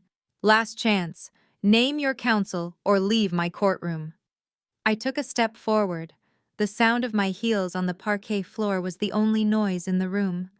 I stopped directly in front of the bench, close enough to see the sweat beading on Sterling's upper lip. I locked eyes with him. I let the silence stretch for 3 seconds, letting the tension coil like a spring. Then I spoke. My voice was not the soft murmur of Z the waitress. It was the projected resonant baritone of a litigator who had commanded moot courts and lecture halls. I represent myself, Your Honor. Marcus let out a scoff that sounded like a bark.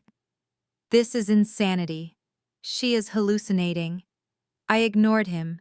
I reached into my breast pocket. I did not rush. Every movement was deliberate, calculated to maximize the theater of the moment. I pulled out a hard plastic card. State of New York, Bar Association License Number 5542. I announced, my diction crisp and perfect. I flicked my wrist. The card spun through the air and landed with a sharp clack on the wooden defense table. It slid across the polished surface, stopping right under the nose of the court stenographer. Graduated magna cum laude, Harvard Law School class of 2022. I continued, my voice rising to fill the cavernous space. Editor-in-Chief of the Law Review, specialization in white-collar financial crimes and racketeering. The room erupted. It wasn't just a gasp. It was a physical wave of shock that rolled through the gallery. The reporters in the back row jumped to their feet, pens flying across notepads. Flashbulbs popped from the hallway through the glass windows of the doors. I turned slowly to face my family. Vivian had her hand over her mouth, her eyes wide and unblinking, staring at the card as if it were a venomous snake. Trey's jaw had literally dropped, his sunglasses sliding down his nose. But it was Marcus who looked the worst. The blood had drained entirely from his face, leaving him the color of wet ash. He looked from the card to me, and for the first time in my life, I saw true, unadulterated fear in his eyes. The narrative of the drug addict daughter, the broken failure, the helpless invalid. It all disintegrated in 10 seconds. That is a fake. Marcus screamed, his voice cracking, desperate to salvage the lie. She printed it off the internet. She is a dropout. Check the registry, Marcus. I said, my voice ice cold. It is public record. I turned back to the judge. Sterling was staring at the card on the desk. His hands were shaking. He knew. He knew that you don't fake that kind of confidence. He knew that the waitress who had seen him take the bribe wasn't just a witness. She was a prosecutor. I placed my hands on the table, leaning in. Now that we have established my competence, Your Honor, I would like to move to the evidentiary phase. I have a few exhibits I believe you will find very interesting. The gavel in Sterling's hand lowered slowly, not with a bang, but with the soft thud of defeat. The game was over. The hunt had begun. The silence in the courtroom was shattered by the hum of the overhead projector as I plugged my flash drive into the defense table's AV hub. I did not ask for permission. In a hostile courtroom, you do not ask, you take. Exhibit A. I announced, my voice cutting through the stunned atmosphere. Surveillance footage from the Legacy Club dated October 14th, 11:42 p.m. The large screens mounted on the walls flickered to life. The image was grainy, shot in high-contrast black and white night vision, but the subjects were unmistakable. It was the VIP parking lot. A silver Bentley was parked next to a black Mercedes. Two men stood between the vehicles. A gasp rippled through the gallery. On screen, Marcus Robinson reached into his jacket and produced a thick white envelope. He handed it to the other man. The camera zoomed in digitally, a feature I had enhanced during my editing session. The recipient turned his face toward the light. It was Judge Sterling. This video captures the petitioner Marcus Robinson handing a cash bribe to the presiding official, Judge Sterling. I narrated, pointing a laser at the screen. This transaction occurred exactly 2 hours before the emergency conservatorship order was signed. "Turn it off!" Sterling screamed, jumping to his feet. His face had gone the color of spoiled milk. "This is inadmissible. This is a violation of privacy." Bailiff cut the feed. The footage was obtained from the club's security server, which is owned by the Robinson estate. I countered, my voice rising over his. As a beneficiary of the trust that owns the property, I have legal access to these files. It is not private. It is evidence of a felony. On the screen, the digital Sterling tucked the envelope into his coat and shook Marcus's hand. The transaction was complete. Marcus stood up, knocking his chair over. That was a campaign contribution. It was a donation. In a parking lot at midnight, I shot back. Cash without a receipt. Sterling began hammering his gavel, a chaotic, rhythmic pounding that sounded like a panic attack. "Order," I said, "order. This hearing is adjourned. Everyone out. I am clearing the courtroom immediately." He gathered his robes, desperate to flee the bench, and the damning image frozen on the screen behind him. He looked toward his chamber's door, intending to run. "Sit down, Judge," a deep voice boomed from the back of the room. The double doors at the main entrance swung open. But nobody was leaving. Instead, 4 men in navy blue windbreakers with U.S. Marshal, emblazoned in yellow across their chests, stepped inside. They moved with military precision, flanking the exit and blocking the door to the judge's chambers. David Green stepped out from behind the wall of marshals. He was no longer the casual friend from the coffee shop. He was Assistant U.S. Attorney Green, and he held a warrant in his hand. "Nobody is going anywhere," David announced. "Judge Sterling, please step away from the bench. This courtroom is now a crime scene." Sterling froze, his hand still gripping the gavel. He looked at the marshals, then at Marcus, and finally at me. The arrogance evaporated, replaced by the hollow, terrified look of a trapped animal. I closed my laptop, the screen going black, but the damage was done. The truth was out, and the exits were sealed. With the courtroom doors secured by the U.S. Marshals and Judge Sterling slumped in his chair like a deflated balloon, I turned my attention to the family table. Marcus was staring at the floor, his hands shaking, but Trey was looking at me with a mixture of confusion and hatred. He still believed his wife was his ally. He still believed they were a team. "I am not finished, Your Honor," I said, addressing the empty air where justice used to be. "I would like to introduce Exhibit B. This recording establishes the fraudulent intent behind the family financial desperation." I clicked the next file on my laptop. The audio boomed through the speakers crystal clear. It was the conversation from my bedroom that morning, but enhanced to catch every breath. "I don't care about you, Zola. I care about the timeline. I am leaving Trey. As soon as that trust fund money hits the joint account, I am filing for divorce." The voice was unmistakable. It was Ashley. Trey froze. He slowly turned his head toward his wife. His sunglasses had fallen off, revealing eyes wide with betrayal. Ashley sat rigid, her face draining of color, her perfect manicure digging into the wood of the table. The recording continued merciless. "Trey is a pathetic loser. I did not spend 3 years listening to him chew with his mouth open to walk away empty-handed. I need that payout." Trey made a sound like a wounded animal. He stood up, knocking his chair backward. "You said you loved me," he whispered, his voice breaking. "You said we were going to Paris." Ashley stood up, her face twisting from beauty into something ugly and primal. She realized the charade was over. She realized the money was gone. She realized she had wasted 3 years on a sinking ship. "Shut up, Trey," she screamed, losing all composure. "You are a broke idiot with a daddy complex. Of course I was leaving you.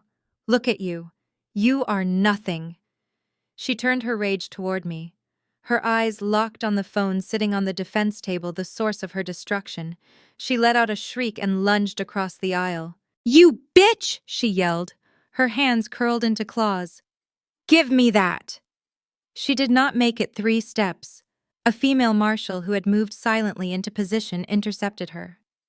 With a practiced, fluid motion, the officer grabbed Ashley's wrist, spun her around, and slammed her face first into the plaintiff table. "Get off me!" Ashley screeched, kicking and thrashing. "Do you know who I am?" "You are a suspect in a federal conspiracy investigation," the marshal replied, calm and flat. The metallic click of handcuffs echoed through the room. Ashley was hauled upright. Her expensive trench coat twisted her hair in disarray. She looked at Trey, pleading now. "Trey, do something. Tell them." Trey just stared at her. He looked at the woman he had bullied me for. He looked at the wife he had tried to steal millions to please, and he finally saw the predator beneath the skin. He sank back into his chair and put his head in his hands. I watched them take her away to the side of the room. 2 down, 2 to go. I looked at Marcus and Vivian. They were alone now, and I had one final exhibit left to play. The silence that followed Ashley's eviction was heavy with the scent of ruin. Marcus and Vivian sat alone at their table, the space around them feeling increasingly like a cell. I did not give them time to recover. I turned back to the screen. "We have established bribery. We have established conspiracy to commit fraud. Now let us address the foundation of this entire proceeding, my alleged insanity." I tapped the keyboard. 2 documents appeared side by side on the monitors. On the left, you see the medical report submitted by my father. It describes a patient suffering from paranoid delusions, drug dependency, and cognitive decline. It is dated October 12th. I pointed to the document on the right. "This is the official toxicological and psychiatric evaluation from Atlanta Central Hospital taken on the exact same day. It describes a patient with 0 drugs in her system and above-average cognitive function. One of these is a lie. And I have the author of the lie right here." I turned to the bailiff. "The defense calls Dr. Eris Thorne." The side door opened. Dr. Thorne walked in. He did not look like the arrogant physician who had smirked at me during our brief sham consultation. He looked like a man who had spent the last hour in a room with federal agents. His tie was loose. His face was pale. He avoided Marcus's gaze entirely as he took the stand and placed his hand on the Bible. "Dr. Thorne," I began, standing directly in front of him. "You signed the affidavit claiming I was mentally incompetent. Is that your professional medical opinion?" Thorne licked his dry lips. He looked at the U.S. attorney standing by the door. He knew his immunity deal depended on the truth. "No," Thorne whispered. "Speak up, doctor," I commanded. "No," Thorne said louder. "It is not." "Then why did you sign it?" Thorne took a shaky breath. "Because your father offered me $50,000 to do it. He told me you were a nuisance. He said he needed control of the trust to save his business. He wrote the diagnosis himself. I just put it on my letterhead." "You liar," Marcus screamed, jumping up. "I never said that. This is a setup. You are all conspiring against me." "Sit down, Mr. Robinson," the marshal barked, taking a step toward him. I kept my eyes on the doctor. "So to be clear, Dr. Thorne, I am not crazy." "No," Thorne said, shaking his head. "You are completely sane. In fact, you are the most lucid person in this room." I turned slowly to face my parents. Vivian was staring at the table, refusing to look up, her denial finally shattering under the weight of facts. Marcus was panting, his eyes darting around the room, looking for an escape that did not exist. "You tried to gaslight me," I said, my voice low and hard. "You tried to lock me away in a padded room and drug me until I drooled just so you could buy another sports car. You didn't just steal my money, Marcus. You tried to steal my mind." I looked up at the bench where Judge Sterling sat motionless under the watch of the marshals. "The defense rests regarding the motion to dismiss," I stated, "but the prosecution is just getting started." The screen flickered one last time, changing from the medical reports to a dense spreadsheet filled with numbers and timestamps. The header read, "Robinson Enterprises Employee Pension Fund, Transaction Log." I walked over to the plaintiff table and looked down at my father. He was sweating profusely now, his makeup running in streaks down his face. He looked at the screen and his eyes bulged. He recognized the interface. He recognized the transaction he had made less than 24 hours ago. "We have discussed your moral crimes, Marcus," I said, my voice projecting to the back of the room. "We have discussed your abuse. But now let us talk about the math.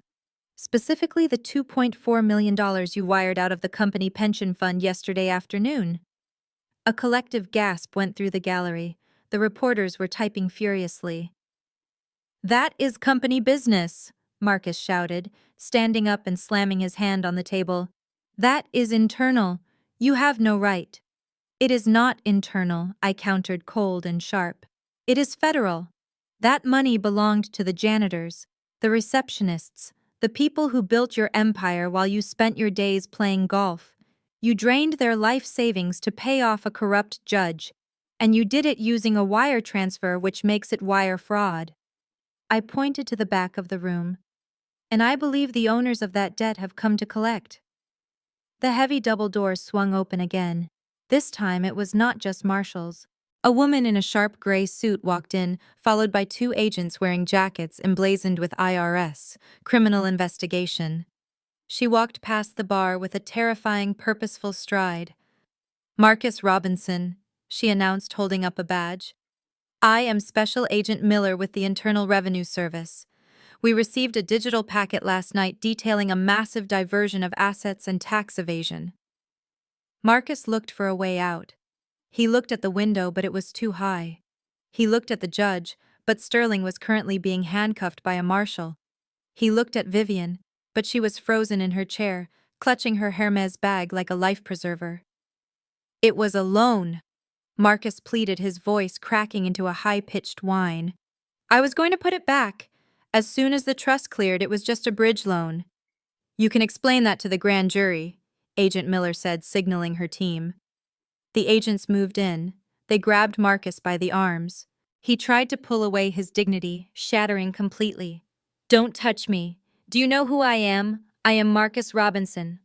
"You are under arrest," Miller recited mechanically, effectively drowning out his protests. "For violation of 18 U.S. Code Section 664, theft or embezzlement from employee benefit plan, and for tax evasion, and for money laundering." They spun him around. The metallic click of the handcuffs was the loudest sound in the room. It was the sound of an empire falling. Vivian stood up, trembling. "Marcus, what is happening? What about the gala? What about the house?" Agent Miller turned to her. Mrs. Robinson, we have a warrant for the seizure of all assets purchased with illicit funds.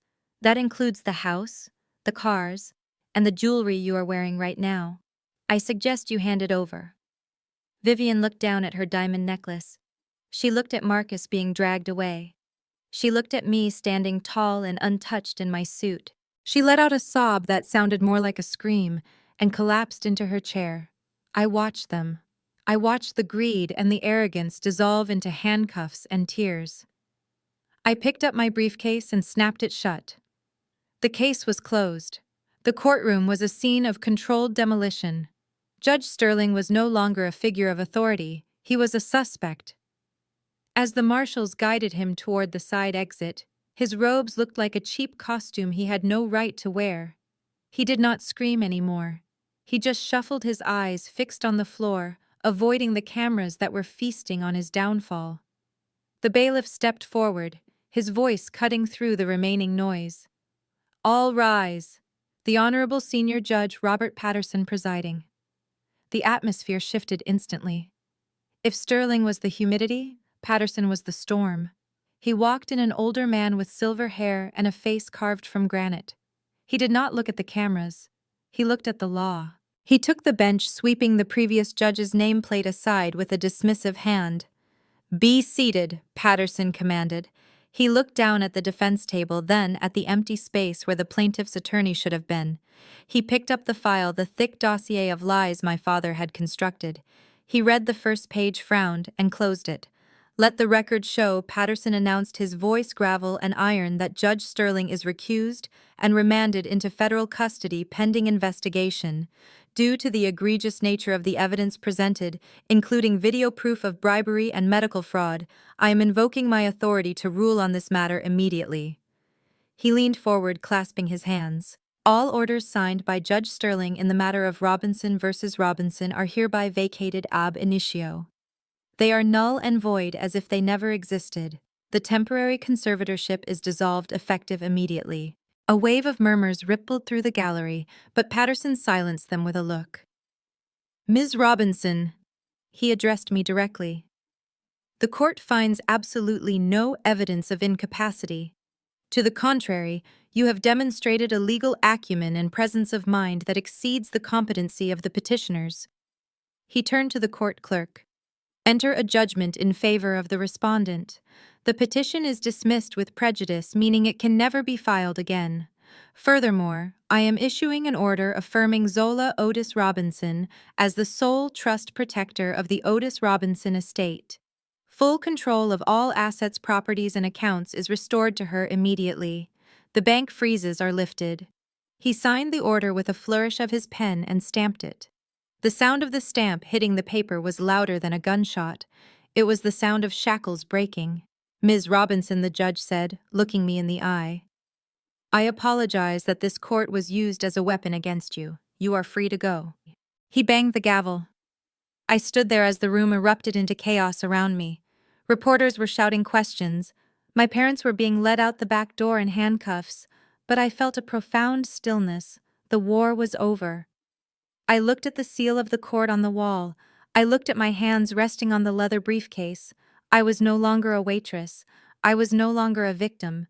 I was Zola Robinson, and I had my name back. I packed my laptop, snapped the briefcase shut, and turned around. I walked down the center aisle, the crowd parting for me like the Red Sea. I did not look back at the empty bench. I walked straight out the double doors and into the sunlight. The courtroom descended into a chaotic ballet of justice. While the reporters shouted questions and the gallery buzzed with shock, the U.S. Marshals moved with mechanical efficiency. They were not interested in social standing or net worth. To them, Marcus and Vivian Robinson were simply bodies to be processed, numbers to be booked. Marcus went quietly. The fight had drained out of him the moment the handcuffs clicked. He walked with his head down, a broken man staring into the abyss of a 20-year sentence. But Vivian was not going down without a scene. She was a woman who believed she could negotiate with gravity. "Get your hands off me!" Vivian shrieked, as a female officer grabbed her wrist and twisted it behind her back. The sound of her expensive bracelets clattering against the handcuffs echoed sharply. Do you know who I am? I am Mrs. Robinson. This is a mistake. My husband will sue you all. She thrashed her heels, slipping on the marble floor, her perfectly coiffed hair falling across her face in wild strands. She looked frantic, cornered, and pathetic. Then her wild eyes locked onto me. I was standing near the exit, adjusting the strap of my briefcase, watching the spectacle with a detached calmness. "Zola!" Vivian screamed, her voice tearing through the noise. "Zola, tell them to stop!" I paused. I did not turn immediately. I let her scream hang in the air for a moment. Then I pivoted slowly on my heel. I looked at the woman who had spent my entire life criticizing my hair, my weight, and my choices while spending my inheritance on her vanity. Vivian saw me turn, and her face crumbled into a mask of desperate, weaponized motherhood. Tears streamed down her cheeks, smearing her mascara. "Baby, please," she wailed, leaning forward against the restraint of the officer. "Look at what they are doing to me. I am your mother. I gave birth to you. I carried you for 9 months. You cannot let them take me to jail like a common criminal. We are family." The room went quiet. The camera zoomed in, waiting for the daughter to crack, waiting for the reconciliation. I walked toward her. The officer tightened his grip on her, but I held up a hand. "It is okay," I said softly. I stopped 2 feet away from her, close enough to smell her perfume, which was now mixed with the sour scent of fear. I looked her up and down. "You are right," I said, my voice steady and cold as liquid nitrogen. "You gave birth to me. That is a biological fact. But being a mother is not about biology, Vivian. It is about protection." "I did protect you," she sobbed. "I did everything for you." "You protected yourself," I corrected her. "You watched Dad steal my future to pay for your parties. You stood by while Trey mocked me. You treated me like a servant in my own house." I took a step closer, my eyes hardening. "Do not talk to me about family. Family does not lock their child out in the rain. Family does not leave their daughter to sleep on a mattress in a rat-infested boarding house while they drink champagne." Vivian opened her mouth to argue, but I cut her off. "You forfeited the right to call yourself my mother the night you threw my suitcase out onto the street," I said, delivering the words like a verdict. "You didn't see a daughter that night. You saw garbage. Well, look at me now." I gestured to my suit, to the courtroom, to the freedom that belonged to me. "I am the one holding the keys now, and you are the one on the curb." I turned to the officer. "Get her out of my sight." "No, Zola, no!" Vivian screamed as they dragged her backward through the side door. Her wails faded into the corridor, replaced by the heavy thud of the door closing. I stood alone in the center of the room. The silence returned. It was not empty. It was full of peace. I turned my back on the exit where my parents had vanished and walked out the front door into the bright, blinding light of my new life. The courtroom corner, once reserved for the heirs of the Robinson dynasty, had devolved into a pit of vipers. With Marcus and Vivian removed, the illusion of family unity disintegrated instantly. Ashley and Trey stood pressed against the mahogany rail, surrounded by marshals. The handcuffs on their wrists were the only things holding them together. Ashley looked at the closing door where Vivian had disappeared, and her survival instinct kicked into overdrive. She spun toward Assistant U.S. Attorney David Green, her eyes wide and wet with manufactured tears. "Wait!" Ashley shrieked, pulling against the marshal's grip. "I want to cut a deal. I have information. I am a victim here." David Green stopped packing his files. He looked at her with mild amusement. "A victim, Mrs. Robinson?" "Yes," Ashley sobbed, pointing a manicured finger at Trey. "It was him. It was all Trey. He is abusive. He forced me to go along with this. He threatened to kill me if I didn't help him steal the money. I was terrified. I just wanted to get away from him." Trey stood frozen. He looked at the woman he had worshipped. He looked at the wife he had tried to embezzle millions to impress. The shock on his face morphed rapidly into a twisted, ugly rage. "You are lying," Trey snarled, his voice low and dangerous. I did this for you. We were going to Paris. I never wanted to go to Paris with you, Ashley screamed, dropping the act entirely. You are a loser, Trey. A daddy's boy with no spine. I was trying to survive you. Trey laughed. It was a dry, hollow sound. He turned to the FBI agent standing next to him. You want the truth? Trey asked, his eyes burning with hate. Check my phone. It is in the evidence bag. Open the cloud drive. Look for the folder named insurance. Ashley went pale. What folder? I am not as stupid as you think, Ash, Trey spat. I knew you would try to screw me over eventually, so I kept receipts. He looked at the prosecutor. Play the file dated October 12th, the night before Zola came home. David Green motioned to an agent who tapped the file on the evidence tablet. Ashley's voice, sharp and commanding, filled the small space between them. Stop whining, Trey. If she doesn't sign, you have to make her sign. I don't care if you have to break her fingers. Just beat the defiance out of her. We need that money to pay off my gambling debts before the bookies break my legs. Do it, or I am leaving you. The courtroom fell silent. The recording was not just evidence of fraud. It was evidence of conspiracy to commit assault. It stripped Ashley of her victimhood and exposed her as the architect of the violence. You recorded me, Ashley whispered, her face twisting into a mask of pure venom. You little rat.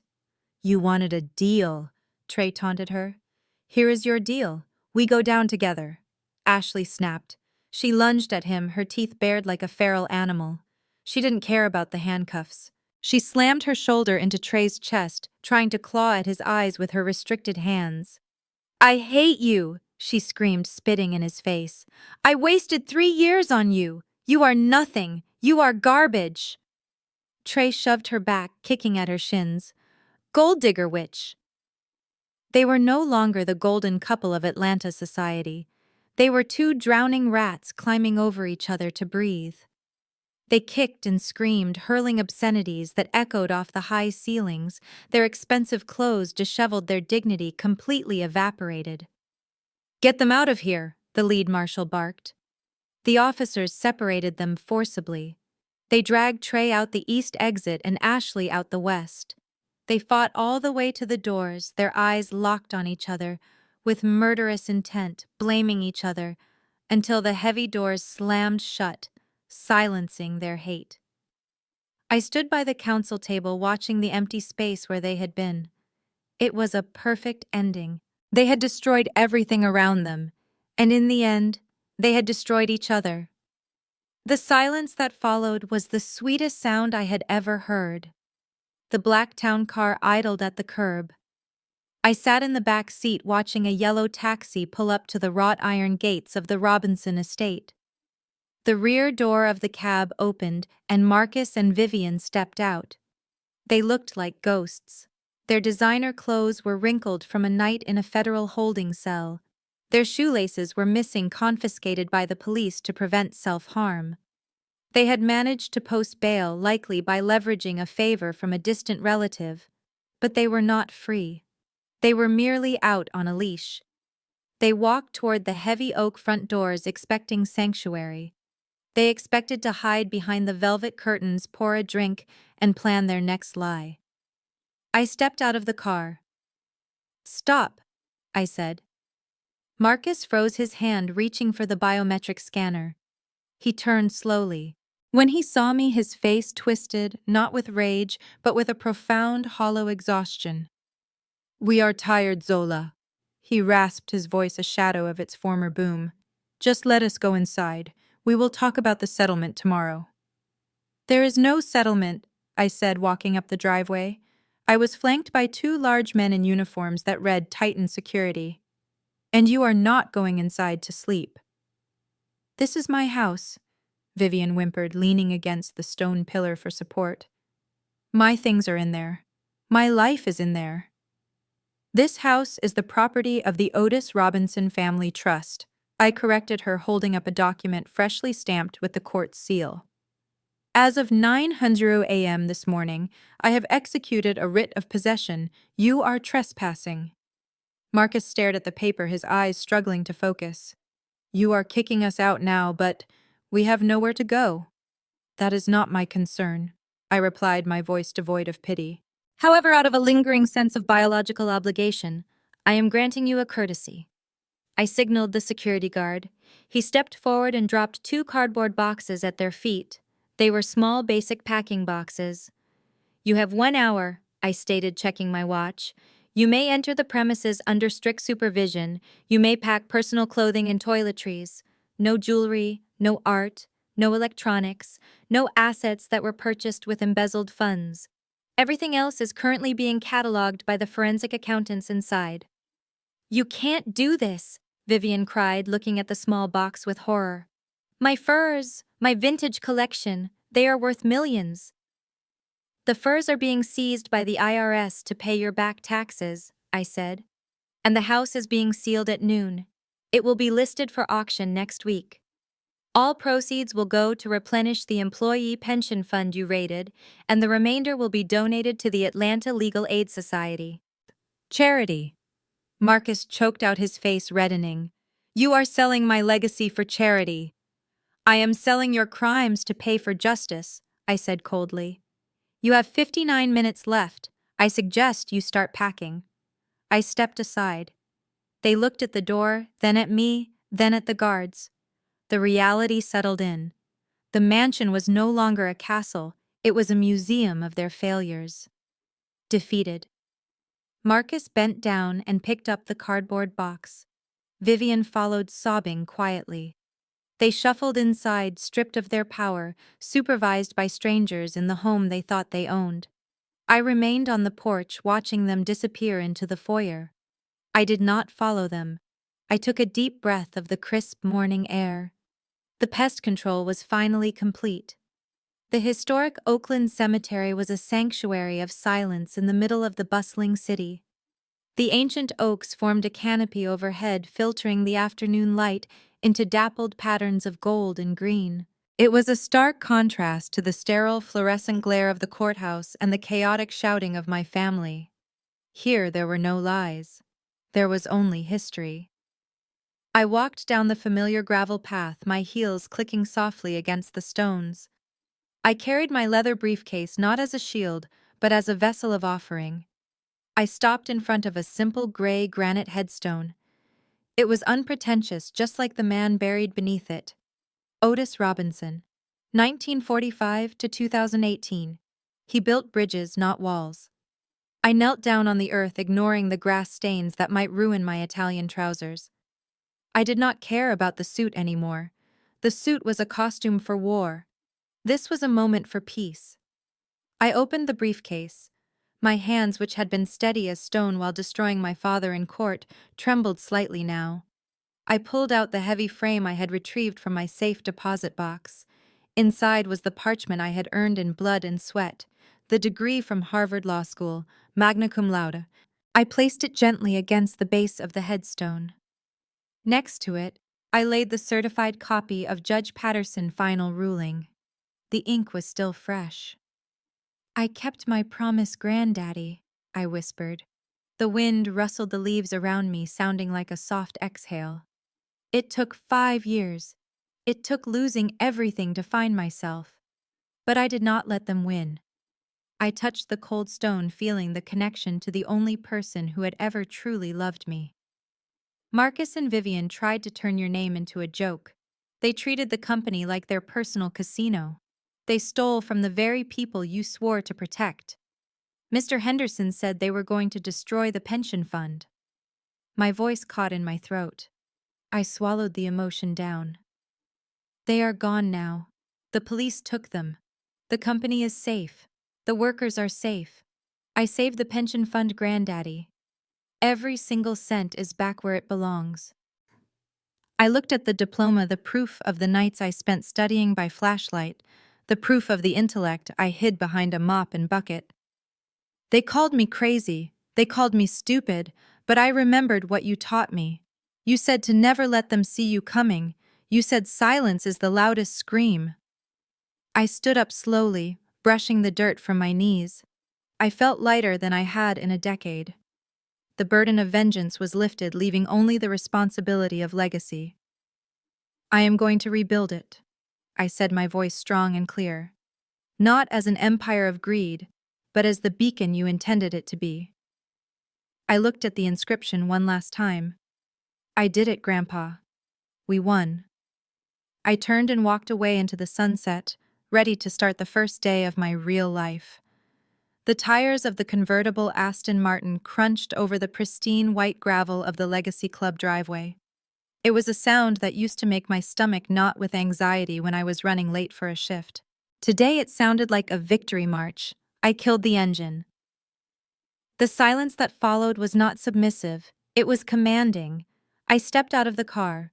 I was not wearing the polyester uniform that smelled of bleach and old frying oil. I was wearing a white silk blouse and tailored trousers. On my wrist sat the gold Rolex that used to collect dust in my father's safe. It caught the afternoon sun, sending a sharp glint of light across the perfectly manicured lawn. Mr. Gable, the general manager, came running down the grand staircase. He was a small man with a red face and a soul made of ledger paper. He was sweating profusely. He looked like a man who knew the executioner had arrived. "Ms. Robinson," he stammered, attempting a bow that looked more like a spasm of fear. "Welcome. Welcome back. Welcome home. We have prepared the executive suite for your inspection. The board is waiting in the library." I did not move toward the entrance. I leaned against the hood of my car, crossing my arms. I looked at the valet stand where he had once made me stand in the freezing rain for 3 hours because I had forgotten to wear a tie. "Do you remember me, Mr. Gable?" I asked softly. He swallowed hard, his Adam's apple bobbing. "Of course, Ms. Robinson.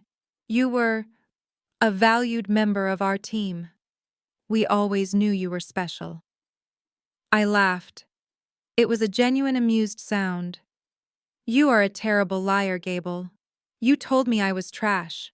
You docked my pay for broken glasses that the members dropped. You let Judge Sterling harass the kitchen staff because he tipped you on the side. You told me I would never be anything more than a servant."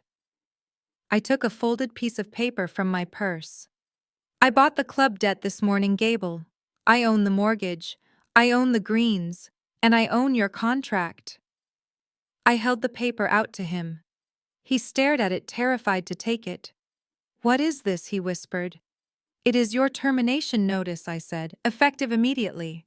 You have 10 minutes to clear out your desk. If you are not off the property by the time I park my car, security will escort you out." He opened his mouth to argue, but saw the look in my eyes. It was the same look that had broken my father in court. He hung his head, took the paper, and walked away, defeated. I got back into the driver's seat. I put on my sunglasses. The sun was setting, painting the Atlanta sky in violent shades of violet and gold. The road ahead was empty and wide open. I shifted the car into gear and floored the accelerator. The engine roared, a symphony of power and freedom. I was not running away anymore. I was driving toward my future. The story of Zola Robinson teaches us a powerful lesson: never mistake silence for weakness. While her family was blinded by arrogance and greed, Zola used her time in the shadows to sharpen her mind and gather the truth. She proved that integrity and calculated intelligence are far stronger weapons than status or money. Her victory serves as a reminder that those who build their empires on lies will eventually watch them crumble. It warns us that the person you underestimate today could be the one who holds your fate tomorrow. Did you enjoy this satisfying revenge story?